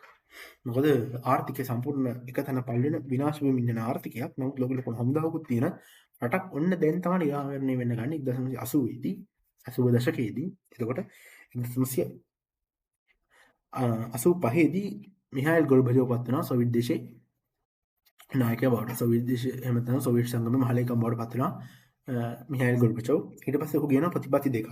ඒ තමයි ප්‍රෙස්ටොකියා කියන ක්‍රමය සහ මේ ග්ලාස්නෝස්ට් කියන මේ ප්‍රතිපත්ති දෙක. ඒ කියන්නේ සරලවම සිංහලෙන් කිව්වොත් ආර්ථික ප්‍රතිසංස්කරණ සහ විරුද්ධ දේශපාලන කියන සංකල්ප දෙක. මේක ගර්බචෝව් කරන්න ගියේ අර එයා දැක්කා මේ එයා සහයෝගී කණ්ඩායම් දැක්කා දැන් මේ ආර්ථිකය සම්පූර්ණ කඩා වැටෙමින් ඉන්නේ. GDP growth එක ඉන්නේ නඩු වෙන මේ 7.5 මේ තියෙන 7.3 ඊට පස්සේ 7.5 තිබිලා ඕම අඩු වෙගෙන ඇවිල්ලා 2.8කට අඩු වෙලා තියෙනවා. ඊට පස්සේ ඔයිල් ප්‍රයිස් එක මේ මොකද වෙන්නේ? ඔයිල් ප්‍රයිස් එකත් අඩු වෙගෙන යන තත්ත්වයකට අවිල්ලා තියෙනවා. ඊට අමතරව රට දුවන්නේ ඔයිල් වලින් නම් 135ක් විතර දුවලා තින්නේ මේ 1950 ගණන් 80 ගණන් වගේ වෙනකොට පස්සේ රට දුවන්නේ සම්පූර්ණ ඔයිල් මත වෙලා තියෙනවා. මොකද වෙන නිෂ්පාදනයක් රට සිදු වෙන්නේ නැහැ. වෙන නිෂ්පාදන කිසිවක් කාර්යක්ෂම නැහැ. ඒ වගේ බාන්න ගන්න පිටරට කැමතිත් නැහැ. පස්සේ 1980 සෝවියට් දේශයේ න්‍යෂ්ටික අර්බුදයේ න්‍යෂ්ටික මේ චර්නොබිල් න්‍යෂ්ටික ව්‍යසනයෙන් පස්සේ න්‍යෂ්ටික වැඩපිළිවෙලක් බිඳවලා විදුලි පරිශක්තිය සම්බන්ධව අර්බුද වලට මොහොතෙන් සිද්ධ වෙනවා. අන්න වගේ ප්‍රශ්න ගොඩක් එනවා. මේ හේතු හින්දා මේ ගෝර්බචෝව් කියන සංකල්ප දෙකක් ආර්ථික විරුද්ධභාවය තමයි. විදේශ රටවලට සෝවියට් ආර්ථිකය විරුද්ධ කරන්න හදන්නේ ධනවාදී ආකල්ප ටිකක් ගේන්න යන්නේ. ඊට අමතරව මේ සමාජ විරුද්ධභාවය දේශපාලනික විරුද්ධභාවයක් ගේන්න හදනවා. කියන්නේ දේශපාලන අපි කියන්නේ නිදහස් අදහස් ප්‍රකාශ කිරීමේ අයිතියක් මූලික වශයෙන් ගේන්න යනවා. දැන් මේ කරන්නේ 19 වෙනි සියවසේ මුල ඉඳලා වෙච්ච සෝවියට් දේශයේ සමාජවාදී ක්‍රමයේ ඒකාධිපති ක්‍රමයක් සහිත රටක් ගෝර්බචෝව් එකපාර අරිනවා. එකපාර විවෘත කරනවා ලෝකෙට. මේක කාර්යක්ෂම ක්‍රමයක් නෙවෙයි සමාජ ක්‍රමයක්. ඒ වෙනකන් රට දුවපු විදිහක් තියෙනවා. සමාජයේ සැකසිච්ච විදිහක් තියෙනවා. මේ වගේ ව්‍යාපෘතියක් ගෙනවනම් ඒක කරන්න ඕනි විශාල කාලයක් තුළ ස්විමින් කරන්න ඕනි. එහෙම නැත්නම් විද්‍යාත්මක පදනමක් සහිතව ඒ අදාළ විද්‍යාඥයන්ගේ අදහස් අරන් කරන්න ඕන වැඩක්. නමුත් එහෙම නොකර එකපාර ආර්ථිකය එළිය හෙන්නේ අන්න එතනින් වෙන්නේ අර කඩාවැටීමින් තිබ්බ සෝවියට් දේශයේ සම්පූර්ණ අන්දමන්ද වෙන එක. ඒකෙන් සම්පූර්ණ කඩාවැටීමක් සඳහා මේක මඟ පෑදෙනවා. අන්තිමට 1991 දී සෝවියට් දේශය බිඳ වැටෙනවා. ඊගොටොමෙනියාව සහ ඒ අදාළ සෝවියට් දේශයේ තිබ්බ ආර්ථික ව්‍යුහයන් වල තිබුණු විකෘති නිසා අවසානයේ ගෝර්බචෝව් මේ විදිහේ විකාර ප්‍රතිපත්ති දෙකක් හොඳ ප්‍රතිපත්ති දෙකක් නමුත් නිශ්චිත කාලයේදී නිශ්චිත ආකාරයට නිශ්චිත විදිහට කරන්නේ නැතුව අවිනිශ්චිත විදිහට වැඩේ කරන්න ගිහිල්ලා ඒකත් අකර්මණ්‍ය වෙලා අවසානයේ සෝවියට් දේශය 1991 දී බිඳ වැටෙනවා රටවල් 15ක් බවට. 1989 දී බර්ලින් තාපි බිඳ වැටෙනවා. ඒකින් නැගින් හිර ජර්මනි සහ බටහිර ජර්මනි එකතු වෙනවා. එතනින් පස්සේ සෝවියට් දේශයේ අවසාන මිනි පිටියනේ අතවදින්නේ 1991 දී සෝවියට් දේශය බිඳ වැටීමත් එක්ක. එතකොට අපිට පේනවා මේ සෝවියට් දේශයේ කතාව කොයි විදිහටද දියුනේ ගිගොටොමීනියාවත් එක්ක කියන එක. රයිට්. දැන් අපි ගිගොටොමීනියාව ගැන කතා කරා. ඒ වගේම අපි කතා කරා සෝවියට් දේශය 1990 බිඳවැටෙන කතාව. මම මුලින් කිව්වා මතකද? අර සෝවියට් දේශයට ටර්න් එකක් ගන්න බැරි වුණා කියලා. එක හේතුවක් නිසා ලෝකෙ එක තැනකදී චර්න් වෙනවා කියලා. ඒ තමයි තොරතුරු විය. 1980 දශකය කියන්නේ ලෝක පරිගණක තාක්ෂණ දියුණු වෙන දශකයේ ඇමරිකාවේ පරිගණක තාක්ෂණය දියුණු වෙනවා. මයික්‍රොචිප් අරෝමිය ඔන්න දැන් එළියට එන්න හදනවා. කම්පියුටර්ස් එළියට එනවා. අන්න දැන් ඔන්න 80 දශකයේ සෝවියට් දේශය දිව්වේ එහෙම නෙවෙයි. සෝවියට් දේශය දිව්වේ අමුද්‍රව්‍ය මත. කොච්චර කොන්ක්‍රීට් ප්‍රමාණයක් දවසකට නිර්මාණය කරනවද? කොච්චර යකඩ ප්‍රමාණයක් දවසකට නිර්මාණය කරනවද? කොච්චර කොන්ක්‍රීට් ප්‍රමාණයක් දවසකට පාරට දානවද? කොච්චර තාර ප්‍රමාණයක් පාරට දානවද කියන එක. අන්න එකෙන් තමයි යාළුවා ආර්ථිකය දිව්වේ. එහෙම තමයි යාළුවා රට මැන්නේ. දැන් 1980 දශකයේ සම්පූර්ණයෙන් චේන්ජ් වෙනවා. තොරතුරු යුගයකට. ලෝකෙ දුවන්නේ තොරතුරු මත. අර සෝවියට් දේශයේ අර තිබුණු සිස්ටම් එකට ඒ චේන්ජ් එක ගන්න බැරි වුණා. මොකද ඒ වගේ කර්මාන්ත මත ඇතිච්ච සෝවියට් දේශයකට අර වගේ තොරතුරු සමාජයකට එකපාරට ටර්න් වෙනවා කියන්නේ ඒක කරන්න පුළුවන් දෙයක් නෙවෙයි. ඔයාලා සෝවියට් දේශයේ මේ පරිගණක ඉතිහාසය ගැන හොයලා බලුවොත් ඒකෙදි අපිට පැහැදිලිවම පේන දෙයක් තමයි තුන්වෙනි මට්ටමේ පරිගණක කාලය වෙනකොට ඇමරිකාව සහ සෝවියට් දේශය අතර තිබුණු තොරතුරු පරතරය දශක ගානක පරතරයක්. ඒ පරතරය යල්ලන්න එහෙම ලොකු ටර්න් එකක් ගන්න මෙහෙම ආර්ථිකය කඩාවැටීමෙන් තිබුණු රටක අර වගේ ගොර්බචෝව්ගේ අඩමාන ප්‍රතිපත්ති තිබුණු අවස්ථාවක ඒ වගේ ටර්න් එකක් ගන්න බෑ. ඊට අමතරව ඩොලර් මේ බිලියන් 100 ගානක මුදලක් වියදම් කරපු ව්‍යසනයක් වෙලා තියෙන වෙලාවක කොහොමද බෑ ඉතින් ඒ අනුව සියලුම සාධක අපිට වටේ එකතු වෙලා තියෙනවා. ඒ කියන්නේ ඉතින් සාධක සියල්ලම එකට එකතු වුණාට පස්සේ ප්‍රතිඵල ලැබෙන්න ඕනේ. ප්‍රතිඵලය තමයි 1991 දී ලැබුණේ සෝවියට් දේශයේ බිඳ වැටීම. ඉතින් මේක තමයි සෝවියට් දේශේ කතාව. දැන් මේ ගිගොටොමීනියාවත් එක හේතුවක් වෙච්ච අපි ඊළඟ කොටසට එනවා අපේ සෝවියට් දේශයේ වෙච්ච දැවැන්තම විනාශය. නැත්නම් දැවැන්තම අරබුදය ඩොලර් බිලියන් 100 ගානක වියදමකින් රිකවර් කරන්න සිද්ධ වෙච්ච අර්බුදය චෙනොබිල් ඛේද වාචකය. අපි දැන් අද කතා කරන්නේ චෙනොබිල් ඛේද වාචකය ගැන නෙවෙයි. චෙනොබිල් ඛේද වාචකය කියන්නේ මම අර කියපු සමාජවාදී දේශපාලන සමාජවාදී රටක් සෝවියට් දේශය අන්නේ සමාජවාදී දේශපාලනයේ නිසා සිදුවිච්ච දෙයක්ද? එක්සත් සෝවියට් සමාජවාදී සමූහාණ්ඩුව එක්සත් සෝවියට් ප්‍රජාතන්ත්‍රවාදී සමූහාණ්ඩුවක් වුණා නම් ඒක වෙන්නේ නැද්ද? කියන කාරණාව තමයි කතා කරන්න යන්නේ අපි දෙවෙනි කොටස. right. මේක තමයි අපේ මූලික සංකල්පය. අපි මුලින්ම කතා කරමු පොඩ්ඩක් චෙනොබිල් ව්‍යසනය කියන්නේ මොකද්ද කියලා. එතකොට චෙනොබිල් කියන්නේ සෝවියට් දේශයේ තිබුණු ප්‍රධාන බලාගාර වලින් එකක්, බලාගාර සංකීර්ණ වලින් එකක්. කියෝව් අගනගරේ ඉඳලා යුක්‍රේන සමාජවාදී සෝවියට් මේ සමූහාණ්ඩුවේ ඉඳලා යුක්‍රේන කොටසේ ඉඳලා යුක්‍රේන පාලන ඒ අගනගරයේ වෙච්ච කියෝව් නුවර ඉඳලා කිලෝමීටර් 130ක්. එහෙම නැත්නම් බෙලරුස් දේශ සීමාවේ ඉඳලා කිලෝමීටර් 20ක් පමණ දුරින් තිබ්බ චෙනොබිල් කියන ප්‍රධාන නගරය ආශ්‍රිතව නිර්මාණය වෙච්ච බලාගාර සංකීර්ණයක් තමයි චෙනොබිල් බලාගාර සංකීර්ණය. ඉතින් මේකේ ව්‍යසනයක් වෙනවා 1986 අප්‍රේල් 26 වෙනිදා. ඒක තමයි සෝවියට් දේශයේ සිදුවෙච්ච දැවැන්තම විනාශය. right. අපි මුලින්ම 1986 අප්‍රේල් 26 සිදුවෙච්ච චෙනොබිල් පිපිරීම සිවිල් න්‍යෂ්ටික ඉතිහාසයේ දරුණු අනතුර වූ ඒක තමයි එතෙක් මෙතෙක් ලෝක ඉතිහාසයේ සිවිල් න්‍යෂ්ටික ඉතිහාසයේ සිදුවෙච්ච දැවැන්තම අනතුර.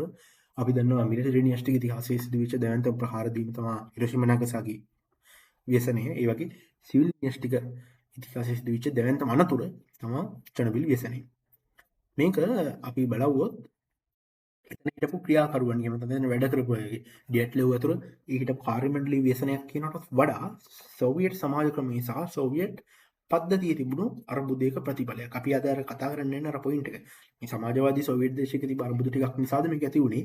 මේක ධනවාදී වුණා නම් මේක වෙන්නේ නැද්ද කියන එක. අපි අලුත් ටොපික් අපේ තර්කය වෙන්නේ අන්න ඒක. මුලින්ම බලමු. එයි මෙහෙම චෙනොබිල් මේකක් අවශ්‍ය වුණේ. චෙනොබිල් බලාගාරය පිපිරෙන්න හේතු මොනවාද? සහ ගිගොටොමීනියව සම්බන්ධ වුණේ කොහොමද කියන එක. මුලින්ම බලුවොත් රුසියාව ගත්තොත් රුසියාවේ අපි කියනවා බටහිර පැත්තේ තමයි ජනතාව වැඩි වශයෙන් ජීවත් වුණේ. ස්ලාවික් රුසියන් ජනතාව වැඩි වශයෙන් ජීවත් වුණේ. නමුත් සම්පත් තිබුණේ නැගෙනහිර කොටසේ. ඒ කියන්නේ සර්බියාව කොටසේ. මේ සයිබීරියාව කොටසේ. එතකොට සයිබීරියාවේ තියෙන සම්පත් ඔයා ගේන්න ඕනි බටහිර රුසියාවට. මේක කොළඹ නුවරට කියනවා වගේ නෙවෙයි. අපි ගේන්න ඕනි අතිවිශාල දුරක්. එතකොට මෙහි තියෙන ගල් ලඟුරු වේවා, බලශක්තිය වේවා, khනිජ වේවා, ඒ වගේ මෙහෙට ගේනවා කියන්නේ විශාල ශක්ති ප්‍රමාණයක් වේදම් කරන්න වෙනවා. එමනම් ඒකට වඩා බලශක්තිය ඕනි. 125ක් පොපියුලේෂන් එකකින් නේ බටහිර පැත්තේ 180ක සප්ලයි එක තියෙන 180 මේ නැගෙනහිර පැත්තේ. ඒක මෙහෙට ගේන්න ඕන. ඒකට වඩා විශාල බලශක්තියක් ඕනි වෙනවා. එතකොට මෙන්න මේ ආර්ථික පීඩනය සමනය කරන්න මොනවා හරි අවශ්‍යයි. ඒකට සෝවියට් දේශයේ න්‍යෂ්ටික ශක්තිය පාවිච්චි කරා. ඊට අමතරව සොවියට් දේශකයන් දැන් ලෝකෙ ලොකුම හමුදාව තියෙන රටනේ. එතකොට මේ හමුදාව වන්නේ න්‍යෂ්ටික බලය මතනේ. ලෝකේ ලොකුම හමුදාව තියෙන ලෝකෙ ලොකුම න්‍යෂ්ටික ශක්තිය තියෙන රට තමයි සෝවියට් දේශය. අදටත් ලෝකෙ ලොකුම න්‍යෂ්ටික ශක්තිය තියෙන රට තමයි රුසියාව.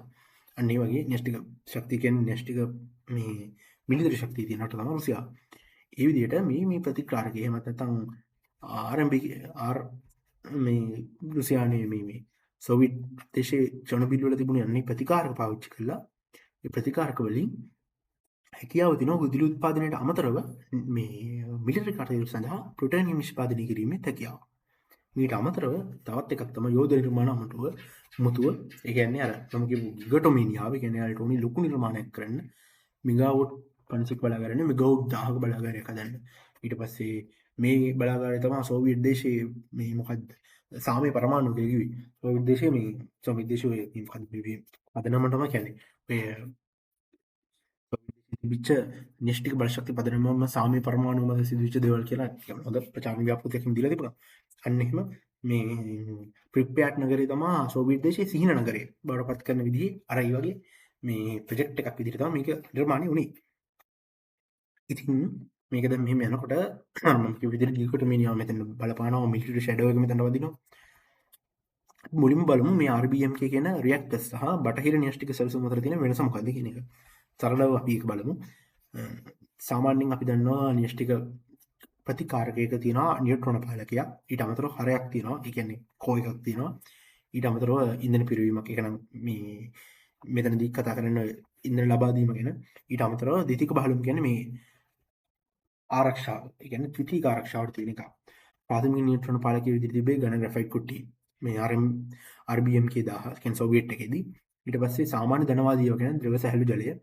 ඊට පස්සේ හරය කෝයක විදිහට තිබි මොඩියුල පීඩන නල මේකේ තිබි දෙවන්ත වාණි පීඩන භාජන. ඊට පස්සේ ඉන්ධන පිරවීම මේක සිදු වුණේ ඔන්ලයින් විදිහකට. කියන්නේ අඛණ්ඩව ලබා දෙන්න පුළුවන් සිස්ටම් එකකට. ඒ කියන්නේ ප්ලුටෝනියම් ගන්න පුළුවන් වෙන විදිහට තමයි ඒක සිස්ටම් එක හදලා තිබ්බේ. ඒ කියන්නේ සරලවම RBMK කියන්නේ මේ සිවිල් අවශ්‍යතා සඳහාම හදපු ආරක්ෂිත මේ න්‍යෂ්ටික ප්‍රතිකාරකයක් නෙමෙයි. ඒක එක පරමාර්ථයක් තමයි හමුදාමය පරමාර්ථයක්. නමුත් බටහිර ක්‍රමයට වඩා වෙනස්.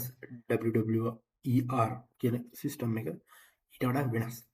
ද්විතීක බහලුම් කියන්නේ අපි හිතමුත් මේක කොන්ක්‍රීට් සහ වාණි ව්‍යුහයක් හදලා තියෙන ද්විතීක විදිහට අර අදිස්සිය මොනවා හරි වෙලා මේක ඇතුලේ තියෙන මෙල්ට් ඩවුන් එකක් වුණොත් එහෙම නැත්නම් මේ කිසියම් න්‍යෂ්ටික අර්බුදයක් ඇති වුණොත් ඒ දින න්‍යෂ්ටික අපද්‍රව්‍ය හරි ඒ තියෙන විකර්ණශීලී සමස්ථානික එළියට එන එක වළක්වන්න වටේට ගහපු ද්විතීක ආරක්ෂිතය. එහෙම එකක් RBMK 10 රියැක්ටර් එක සහිත චනබිල් වල හතර වෙන ප්‍රතිකාරකයකට තිබුණේ නැහැ. මොකද හේතුවක් තිබුණා සෝවියට් දේශයකට හොඳ ප්‍රචාරණයක් ගෙනාවා. ඒක තමයි කිසිදාක මේක මේ බිඳ වැටෙන්නේ නැහැ කියන එක. කිසිදාක න්‍යෂ්ටික අනතුරක් සිදු නොවේ කියන එක. ඔහොම කිසිදාක කිසිවක් සිදු නොවේ කියන ඒවානේ හැමදාම සිදු වුණේ. චනබිල් ව්‍යසනේ, ටයිටැනික් හැම එකම එහෙමනේ කිසිදා ගිලෙන්නේ නැති නැව තමයි ගිලුනේ. මෙතනදී අන්න ඒ විදිහේ තමයි මේ මැනුෆැක්චරර්ස් වල තිබ්බ ප්‍රශ්නේ තමයි මම ඔය දැන් කිව්වේ. ඒ කියන්නේ මෙයාලගේ බටහිර ක්‍රමයේදී ඒකට ආරක්ෂිත විදිහක් නිර්මාණය කරලා තිබුණා. නමුත් සෝවියට් දේශයේදී ඒ වගේ නැචරල් සැලකිල්ලක් තිබුණේ නැහැ. ඊට පස්සේ සමාජවාදී කොට පද්ධතිය මෙන්න මේක තමයි ලොකුම ප්‍රශ්නයක් උනේ ඔය චනබිල් නිර්මාණය කරද්දී. චනබිල් නිර්මාණය කරද්දී වාණි හදන්නේ මේ බලාගාර නිෂ්පාදනය කරන තැන නෙවෙයි. තැන් වලින් වාට වාණි ගේන්න වෙනවා, නල ගේන්න වෙනවා. මේ වගේ ලොකු ව්‍යාපෘති වගේක් කරන්න වෙනවා. හැබැයි මෙතනදී මේ දේශපාලනිකව අනිවාර්ය කරපු කෝටා ක්‍රමය එහෙම නැත්නම් අර මම කියපු වැල් ක්‍රමය නිසා මේ එහෙම අර හොඳ සිස්ටම් එකක් මේක ඇතුලේ තිබුණේ නැහැ. ඔයාට මේ න්‍යෂ්ටික බලාගාරයකට මහපාර ගහන බට ගහන්න බෑ. ඒකට ඔයා ගැලපෙන මේ ඒ කන්ඩිෂන් වලට ගැලපෙන ඒ ප්‍රමිතියට ගැලපෙන ඒවා දෙන්න ඕනි. නමුත් එහෙම ඒවා නෙවෙයි ආවේ. ඔය මොනවාද චැනබිල් එක හදපු වාර්තා ඒවාගේ පොත්වල එහෙම තියෙනවා. උතන ගෙනාවට පස්සේ ඒවා රීඇසෙම්බල් කරාලු. එහෙම නැත්නම් ආයෙ ටෙස්ට් කරාලු. එතන තව කාලයක් තව ශ්‍රමයක් වේදම් කරලා තිනවා. ඒ හදපු දේවල් ආයෙ හදන්න. කියන්නේ නලයක් ආවනම් ඒ නලේ කොහේ හරි ගැටලුවක් තියෙනවද කියලා හොයන්නත් එයාලට සිද්ධ වෙලා තියෙනවා මේක මෙහෙම ගහන්න. ඒ කියන්නේ බලාගාරට එකතු කරන්න කලින්. එතකොට මේ ඊට අමතරව එහෙම දේවල් හදනකොට මේ මෙහෙයුම් ආරක්ෂාවට වඩා ආණ්ඩුවට උනේ එහෙම නැත්නම් සමාජවාදී ආණ්ඩුවට උනේ මේක ඉක්මනින් 5 අවුරුද්දින් ඉවර කරන්න 10 අවුරුද්දින් ඉවර කරන්න මොකක් හරි යාළුවෝ ප්‍රතිපත්ති අනුව කරන්න. එතකොට ඔයා හිතන්නකෝ දැම් අපදම බ්‍රහ්මණයතර කණ්ඩායමන මේක ව්‍යාපති කරංගිය. එතකොට එයාලා බලව්වා මේ අන්ඩුවට ඕනි මේක ආර්කේත කරන කැනෙවේ අන්ඩුට ඕනි මේ අවුදු පක්කරුණු ඉවර කරන. එහෙමනම් මේ අන්ඩුව අවුදු පාක්කතුර තුළ ඉවර කරේ නැත්තම් අපිට මේක ප්‍රශ්න තිබෙනවා. මේ අපි දැන් හැමදාම මේක දින නලවල පිරිසුදු කිරීම කරන්නයි මේක නල ඩිසෙම්බල් කරන්න ඒව කරන්න ගියොත් අවුරුදු පහකින් මේ ප්‍රොජෙක්ට් එක ඉවර කරන්න බැරි වෙනවා. ඒක ආය අපිට ප්‍රශ්නයක් වෙනවා. ඉතින් යාලා තීරණය කරා යනවා තීරණ නීති ටික අර මොනවද කියන අපි ආරක්ෂක නීති ටික කඩලා ආණ්ඩුවේ මේ කැමැත්ත අනුව වැඩ ටික කරගෙන යන්න.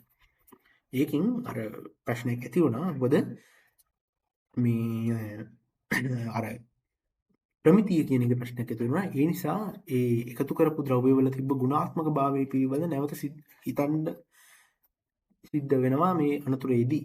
මොකද ඒකට එක හේතුවක් අන්න ඒකක්. ඒ කියන්නේ මෙතනදී අපු එක ප්‍රෙෂර් එකක් තමයි මේ යුක්‍රේනයේ තිබුණු බලශක්ති ඉල්ලුම අති විශාල වශයෙන් ඉහළ යාම ඒ කාලය තුලදී. එතකොට මේ බලශක්ති ඉල්ලුමට ගැලපෙන විදිහේ ඒ කියන්නේ ඩිමාන්ඩ් එකට සප්ලයි එක දෙන්න ඕනි. ඉතින් ඒකට අර පස් අවුරුදු සැලසුමක් ගෙනලා ප්‍රමිතිය ගැන මොකොත් සැලකිල්ලක් දක්වන්නේ නැතුව ඉතාවේගින් මේ වැඩේ කරගෙන යන්න උත්සාහ කරා. රයිට්. අන්තිමට ඊළඟ කාරණාව තමයි නිලධාරීවාදී සහ රහස්‍යභාවයේ තියෙන බිය. මේකත් එක හේතුවක්. මේ ඔක්කොම සමාජවාදී දේශපාලන ක්‍රමයේ තුල තියෙන හේතුවක්. තොරතුරු මල්දනේ. මේක ඇවිල්ලා 1975 දී ලෙනින්ග්‍රෑඩ් වල තියෙනවා මේ වගේම RBMK 1000 කියන රියැක්ටර් එකක්. මේ රියැක්ටර් එක පාවිච්චි කරලා දෙන ටෙස්ටිං වලට පාවිච්චි කරාට පස්සේ මේකේ මෙල්ට්ඩවුන් එකක් එනවා. හැබැයි මේ මෙල්ට්ඩවුන් එක ගැන චර්නොබිල් වල ඉන්න කිසිවෙක් දන්නේ නැහැ. දැනගන්න ඉඩ තියෙන්නෙත් නැහැ KGB එකෙන්. මොකද එහෙම වුණොත් ඒක සෝවියට් සාමය පරමාණු වලට සිදුවෙන්නා වූ දැවැන්ත ගණේ හානියක්, දැවැන්ත ගණේ ප්‍රතිරූප හානියක් වෙනවා. විශේෂයෙන්ම ඔය මේ මොකද්ද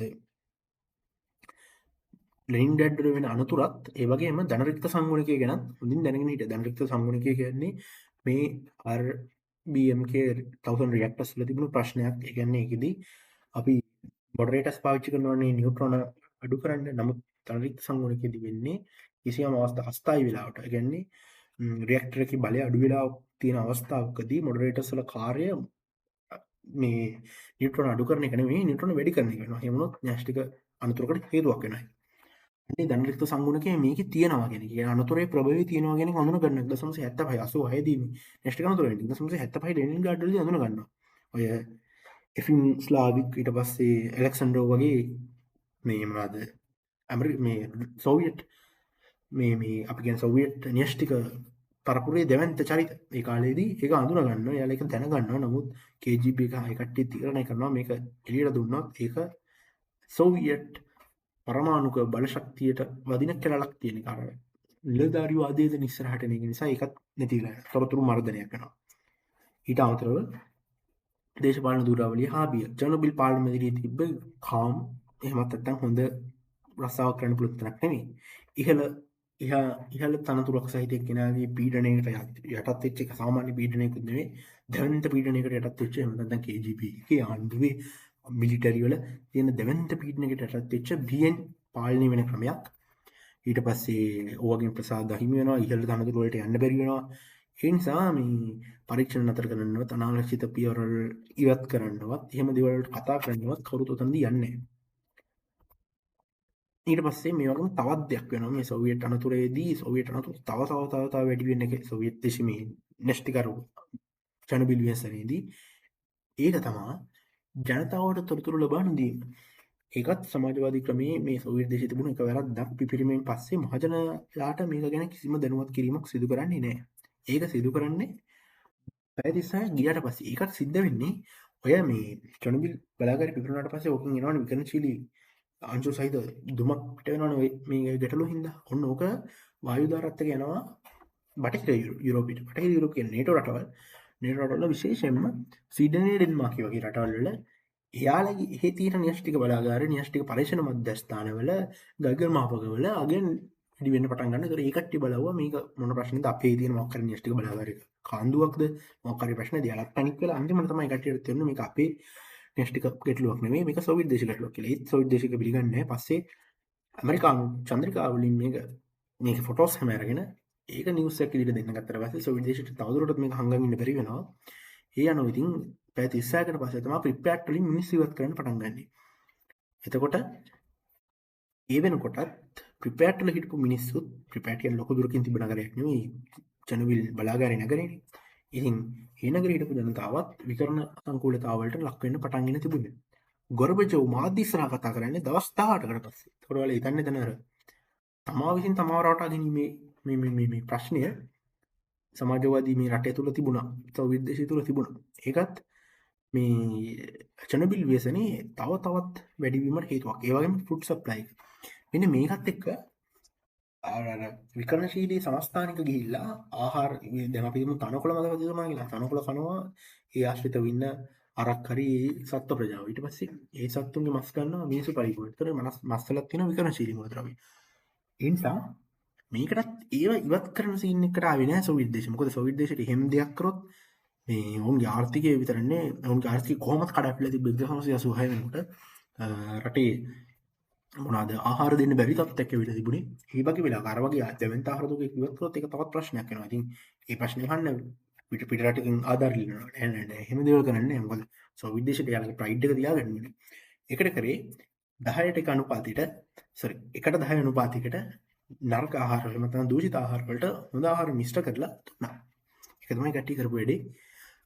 ඒ කියන්නේ මානව සෞඛ්‍ය පිළිබඳ හිතීම ගැන අපිට හිතන්න පුළුවන්. ඒ වගේම රේඩියේෂන් ලිමිට්ස් එකක් තියෙනවනේ මිනිසුන්ට නිරාවරණ වෙන්න. අපි කියනෝනේ ඔයා මිරිසීවට මෙච්චර කරලා නිරාවරණ වෙන්න හොඳ නැහැ.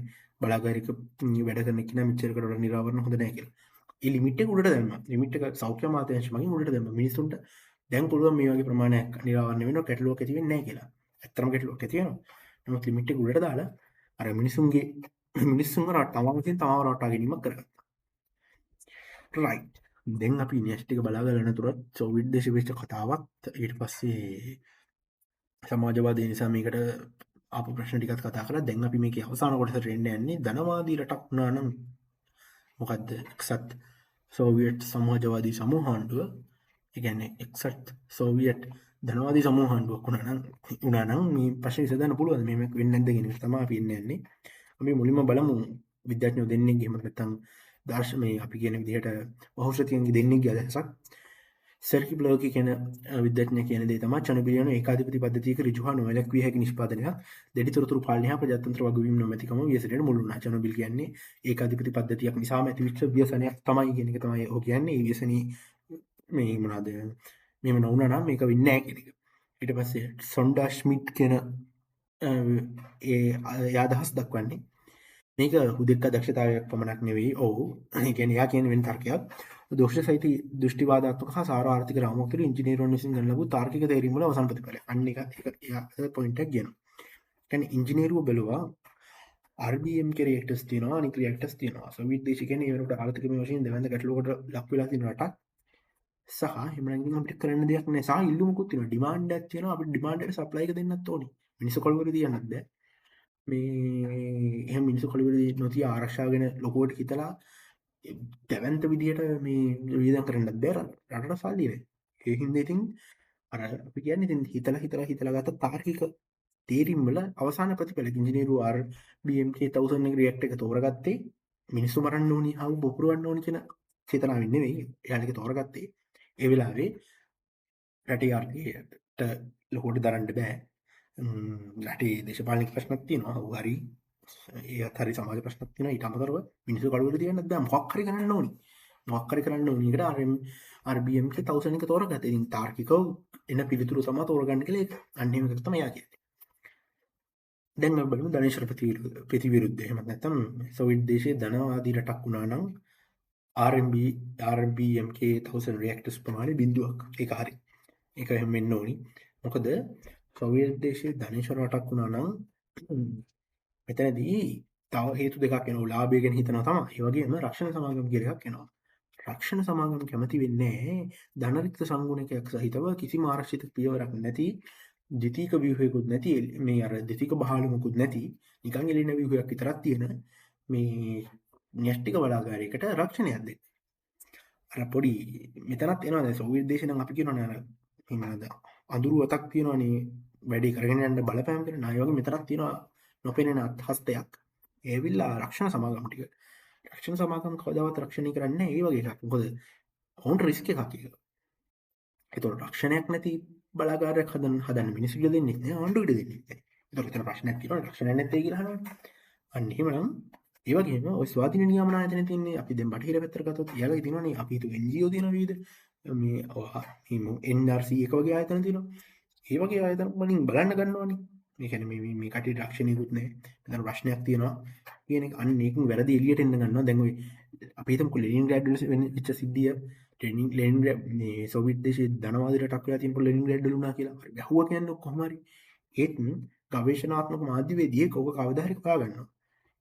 70 ගණන් වල වුණා නම් තව අවුරුදු දෙකකින් විතර ඔක එළියට එනවා. මොනවා වුණත් එළියට එනවා. ඒක බෑන් කරන්න ආණ්ඩුව උත්සාහ කරා. ඒ නමුත් ඒ බෑන් කරන එක තව ජනප්‍රියත්වය වැඩි වෙන එක විතරයි. අන්න ඒ වගේ හරි ඒ වැරද්ද නිවැරදි වෙන්න අවස්ථාවක් තියෙනවා. මේ නිසා RBMK ප්‍රතිකාරක සෝවියට් දේශයේ ධනවාදී රටක් වුණා නම් ඉදි වෙන්නේ නැහැ කියන එක ෂුවර්. දැන් මම ඒකෙන් කියන්නේ ධනවාදී රටක් වුණා කියලා සෝවියට් දේශයේ මේ ව්‍යසනින් බේරෙන්න තිබුණා කියන එක තමයි. හැබැයි ඒකෙන් කියවෙන්නේ නැහැ ඕනම න්‍යෂ්ටික අනතුරකින් සෝවියට් දේශයට බේරෙන්න තිබුණා කියලා. එහෙම නැත්නම් ඕනම රටකට න්‍යෂ්ටික අනතුරක් හරි මොකක් හරි එකක් වළක්වා ගන්න ධනවාදී විතරක් තිබුණා කියන එක ප්‍රමාණවත් කියන එක. මොකද ධනවාදී තියෙන රටවල් දෙකක න්‍යෂ්ටික අනතුරු වුණා. අපි ඒක බැලුවොත් අපි දැන් මේ කතා කරපු කාරණාව තමයි මෙතන තියෙන්නේ. ඒ තමයි අන්සස්ටේනබල් විදිහේ බලාගාරයකට රක්ෂණ සමාගම් කවදාවත් රක්ෂණයක් දෙන්න බලාපොරොත්තු වෙන්නේ නැහැ. මේ නිසා ඉන්ෂුරන්ස් එකේ තියෙන මේ අදිසි හස්තය මගින් මේ වගේ බලාගාරයක් ඉදි වෙන එක වළක්වනවා.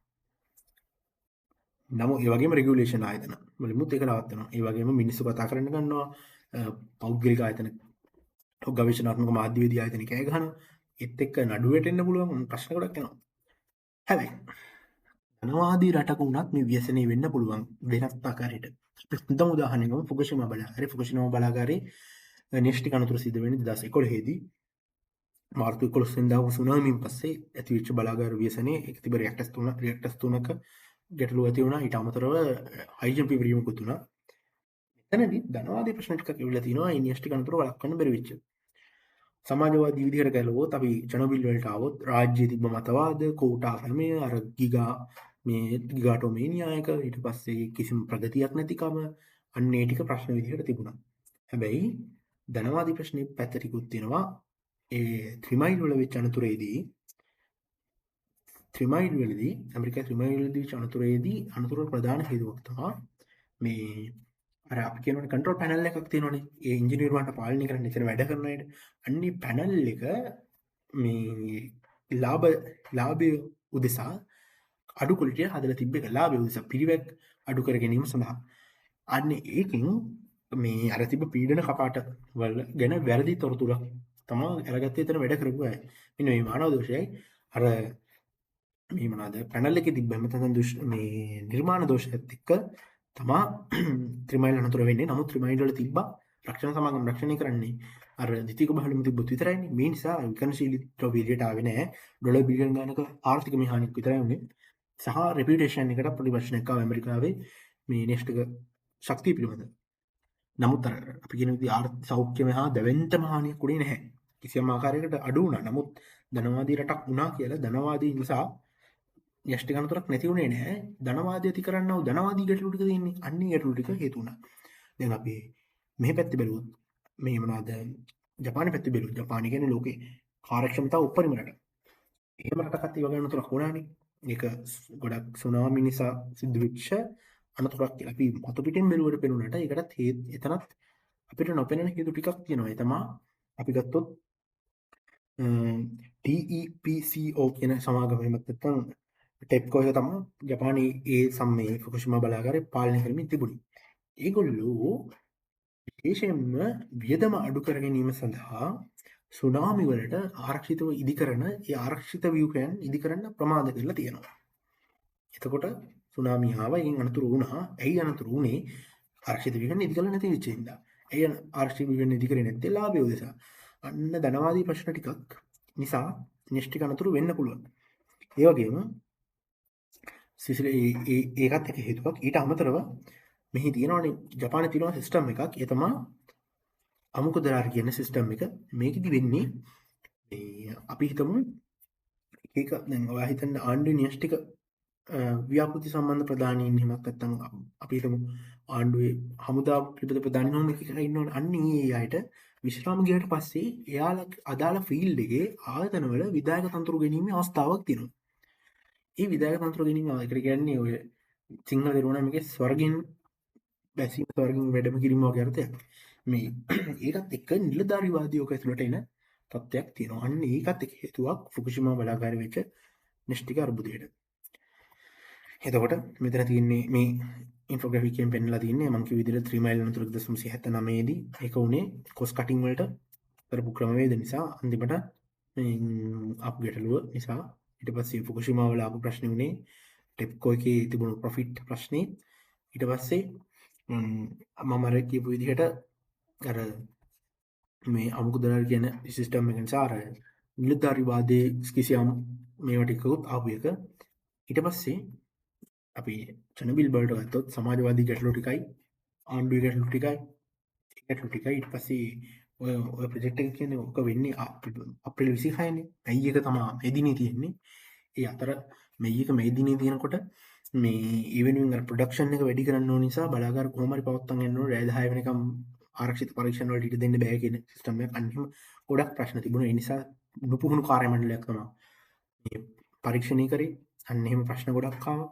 අන්න එහෙම ප්‍රශ්නක් තිබ්බා. අන්න ඒ වගේ ප්‍රශ්න ගොඩක් නිසා මේ චර්නොබිල් ව්‍යසනය සිද්ධ වුණේ.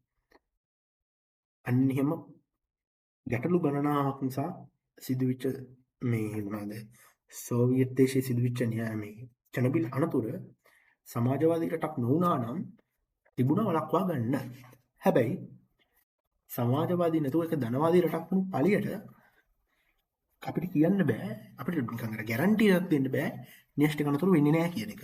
නමුත් RBM රියැක්ටර්ස් නම් හැදෙන්නේ නැහැ කියන එකට ගැරන්ටියක් දෙන්න පුළුවන්. නමුත් න්‍යෂ්ටික අනතුරු වෙන්නේ නැහැ කියන එකට ගැරන්ටියක් දෙන්න බෑ. හැබැයි චර්නොබිල් ව්‍යසනය වළක්වා ගැනීම අවස්ථාවක් තිබුණා. මොකද RBM රියැක්ටර්ස් හැදෙන්නේ නැහැ. නමුත් වෙන හේතුවක් නිසා වෙන මොකක් හරි න්‍යෂ්ටික බලාගාරකින් වෙන මොකක් හරි අනතුරක් වෙන්න අවස්ථාවක් තිබුණා. ඒ කියන්නේ මෙතන එම් ප්‍රශ්නයක් තියෙනවා.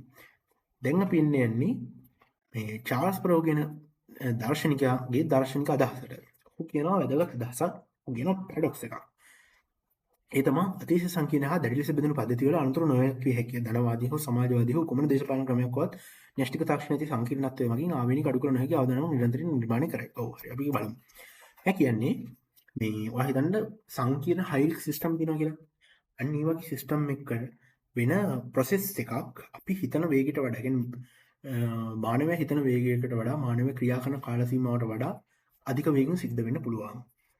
එතකොට අපි දැන් මොකද කරන්නේ? දැන් එහෙම ප්‍රශ්නයක් තියෙනවා මේ සංකීර්ණ පද්ධතියක් මේකේ ප්‍රශ්න ඇති වෙනවා. මානවය හිතනටත් වඩා වැඩි වේගෙන් මේ ගැටලු ඇති වෙන්න පුළුවන්. කියන්නේ අපිට අපි ස්ටොප් බටන් එක ඔබන්න කලින් න්‍යෂ්ටික මෙල්ට් ඩවුන් එකක් වෙන්න පුළුවන්. එහෙනම් අපි මොකද කරන්නේ? ඒකට කියනවා සේෆ්ටි සිස්ටම් එකක්. එතකොට සේෆ්ටි සිස්ටම් එකක් ඇඩ් කරනවා කියන්නේ කම්පලෙක්සිටි එක තව වැඩි වෙනවා කියන එක. ඔයා සේෆ්ටි සිස්ටම් එකක් ඔයාගේ බලාගාරයට එකතු කරනවා කියන්නේ තව කොම්ප්ලෙක්ස් පද්ධතියක් වෙනවා කියන එකනේ. දැන් ඔයා හිතන්න මේ කාර් එකක් තියෙනවා. සිම්පල් කාර් එකකුත් තියෙනවා. ඒ වගේම කොම්ප්ලෙක්ස් කාර් එකකුත් තියෙනවා. මේකේ සේෆ්ටි සිස්ටම් ගොඩක් තියෙනවා. හැබැයි එකක් ෆේල් වුණොත් ප්‍රශ්න ගොඩක් ඇති වෙනවනේ. ඒක ෆේල් වෙන්න තව සිකියුරිටි සිස්ටම් එකක් ෆේල් නොවෙන්න තව සිකියුරිටි සිස්ටම් එකක් දැම්ම කියන තව පද්ධති සංකීර්ණ වෙනවා. එතකොට ඒකෙන් තව ෆේලියර්ස් ඇති වෙන්න තියෙන ගැටලු ඇති වෙනවා. මේක පැරඩොක්ස් එකක්. මේක වැඩි කරා කියලා වැඩක් නෑ. අරක මේ තව ගැටලු වලට ඇති වෙනවා. තව සේෆ්ටි සිස්ටම් එකතු කරා කියලා වැඩක් නෑ. එකතු කරන්න ඕනි. හරි. නමුත් ඔයා සේෆ්ටි සිස්ටම් එකතු කරන්න මේ පැත්තේ තියෙන මේ මොකද සංකීර්ණත්වය තව වැඩි වෙනවා. ඒ කියන්නේ එයා කියන්නේ සංකීර්ණත්වය මගින් ආවේනික අඩු කළ නොහැකි අවදානමක් නිරන්තරයෙන් නිර්මාණය කරනවා කියන එක. සංකීර්ණ නිසා ආවේනික අඩු කරන්න බැරි කොහොමත් මේකක් නිර්මාණය වෙනවා. සාමාන්‍ය අනතුරු න්‍යාය කියලා එයා කියන කතාව තමයි ඒක. ඒක බොහොම වැදගත් තාර්කික තර්කයක්. එතකොට ඒ වගේම අවසාන දැන් අපි අවසාන කොටසට ඇවිල්ලා ඉන්නේ සෝවියට් දේශයේ මේ ව්‍යසනයෙන් පස්සේ සමාජ බලමුණු ගැනීම අතිවිශාල විදිහට කරා. ඒක වෙන කිසිම ධනවාදී රටකට කරන්න බැරි විදිහට සමාජවාදී තිබුණ එක හොඳකුත් නෙවෙයි ඒක නරකකුත් නෙවෙයි වගේ එකක්. සෝවියට් දේශයේ මේ දැවැන්ත ව්‍යසනයෙන් පස්සේ දැවැන්ත සමාජ බලයක් ආර්ථික බලයක් ව්‍යුහයක් මිනිස්සු ප්‍රමාණයක් හමුදාව ඔක්කොම එක තැනකට ගෙනල්ලා සම්පූර්ණ සිස්ටම් එකම චේන්ජ් කරා. එතන තිබුණු මුළු පස් පවා වෙනස් කරා. ඔය චර්නොබිල් කියන මිනි ටීවී සීරීස් එකෙන් බලලා ඇති ඒකේ පෙන්වන එක කොහොමද උනේ කියන එක.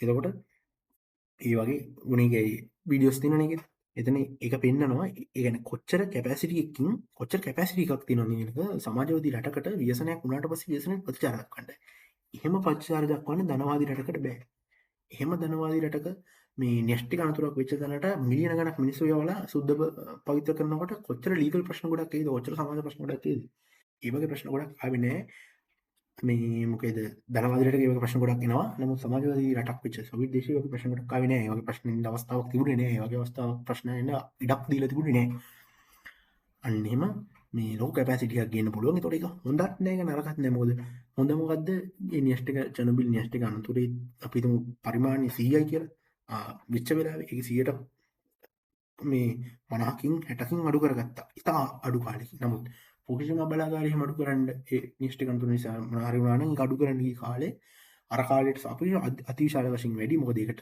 අපි මේ තෝරගත්ත මිනිස්සු ඒ අයට ඒ ඉක්විප්මන්ට් දීලා ඊට පස්සේ රොබෝලා එක්කන්නේ. ලොකු කාලයක් පාවිච්චි කරලා ඒ වැඩේ කරේ. නමුත් සොවියට් දේශේ ඉතා ඉක්මනින් ඒ වැඩේ කරා. එතකොට ඒකෙන් මිනිස්සු ගාන අර මේකටත් ලක් වුණා. يعني විකරණ වලටත් ලක් වුණා. නමුත් ගැටලු ඉක්මනින් විසඳුණා. එහෙම එතන හොඳකුත් නැහැ නරකුත් නැහැ යන්නේ වගේ. ඉතින් අවසාන නිගමනය තමයි මේක සමාජවාදී දේශපාලන පාලන ක්‍රමය චොනබිල් ව්‍යසනයට මූලික හේතුවක්. ඒක හරි අපි දන්නවා. දැන් අපි තේරුම් ගත්තා සමාජවාදී පාලන ක්‍රමය චොනබිල් ව්‍යසනයට මූලිකම හේතුවක්.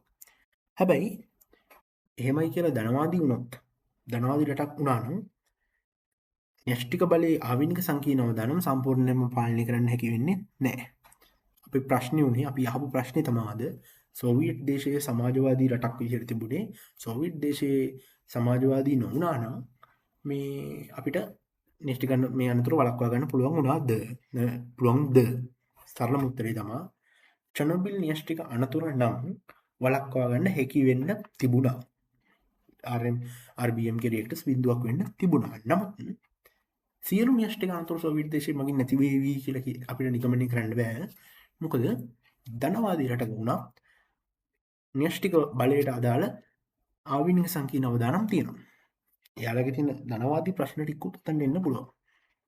ඉතින් අපි අද කතා කරා සෝවියට් ආර්ථිකය ගැන සෝවියට් ආර්ථිකයේ තිබුණු ප්‍රශ්න කිහිපයක් ගැන අපි කතා කරා. ඊට අමතරව අපි අද අපේ ප්‍රධාන ප්‍රශ්නය ගැනත් කතා කරා. ඉතින් අපි ලොකු වෙලාවක් අද කතා කරා මේ මාතෘකාව ගැන. එහෙමනම් අපි තවත් දවසක අලුත් වීඩියෝ එකකින් හමු වෙමු. එහෙනම් අදට ගිහිල්ලා එන්න. ඔයාලා හැමෝටම සුබ දවසක්.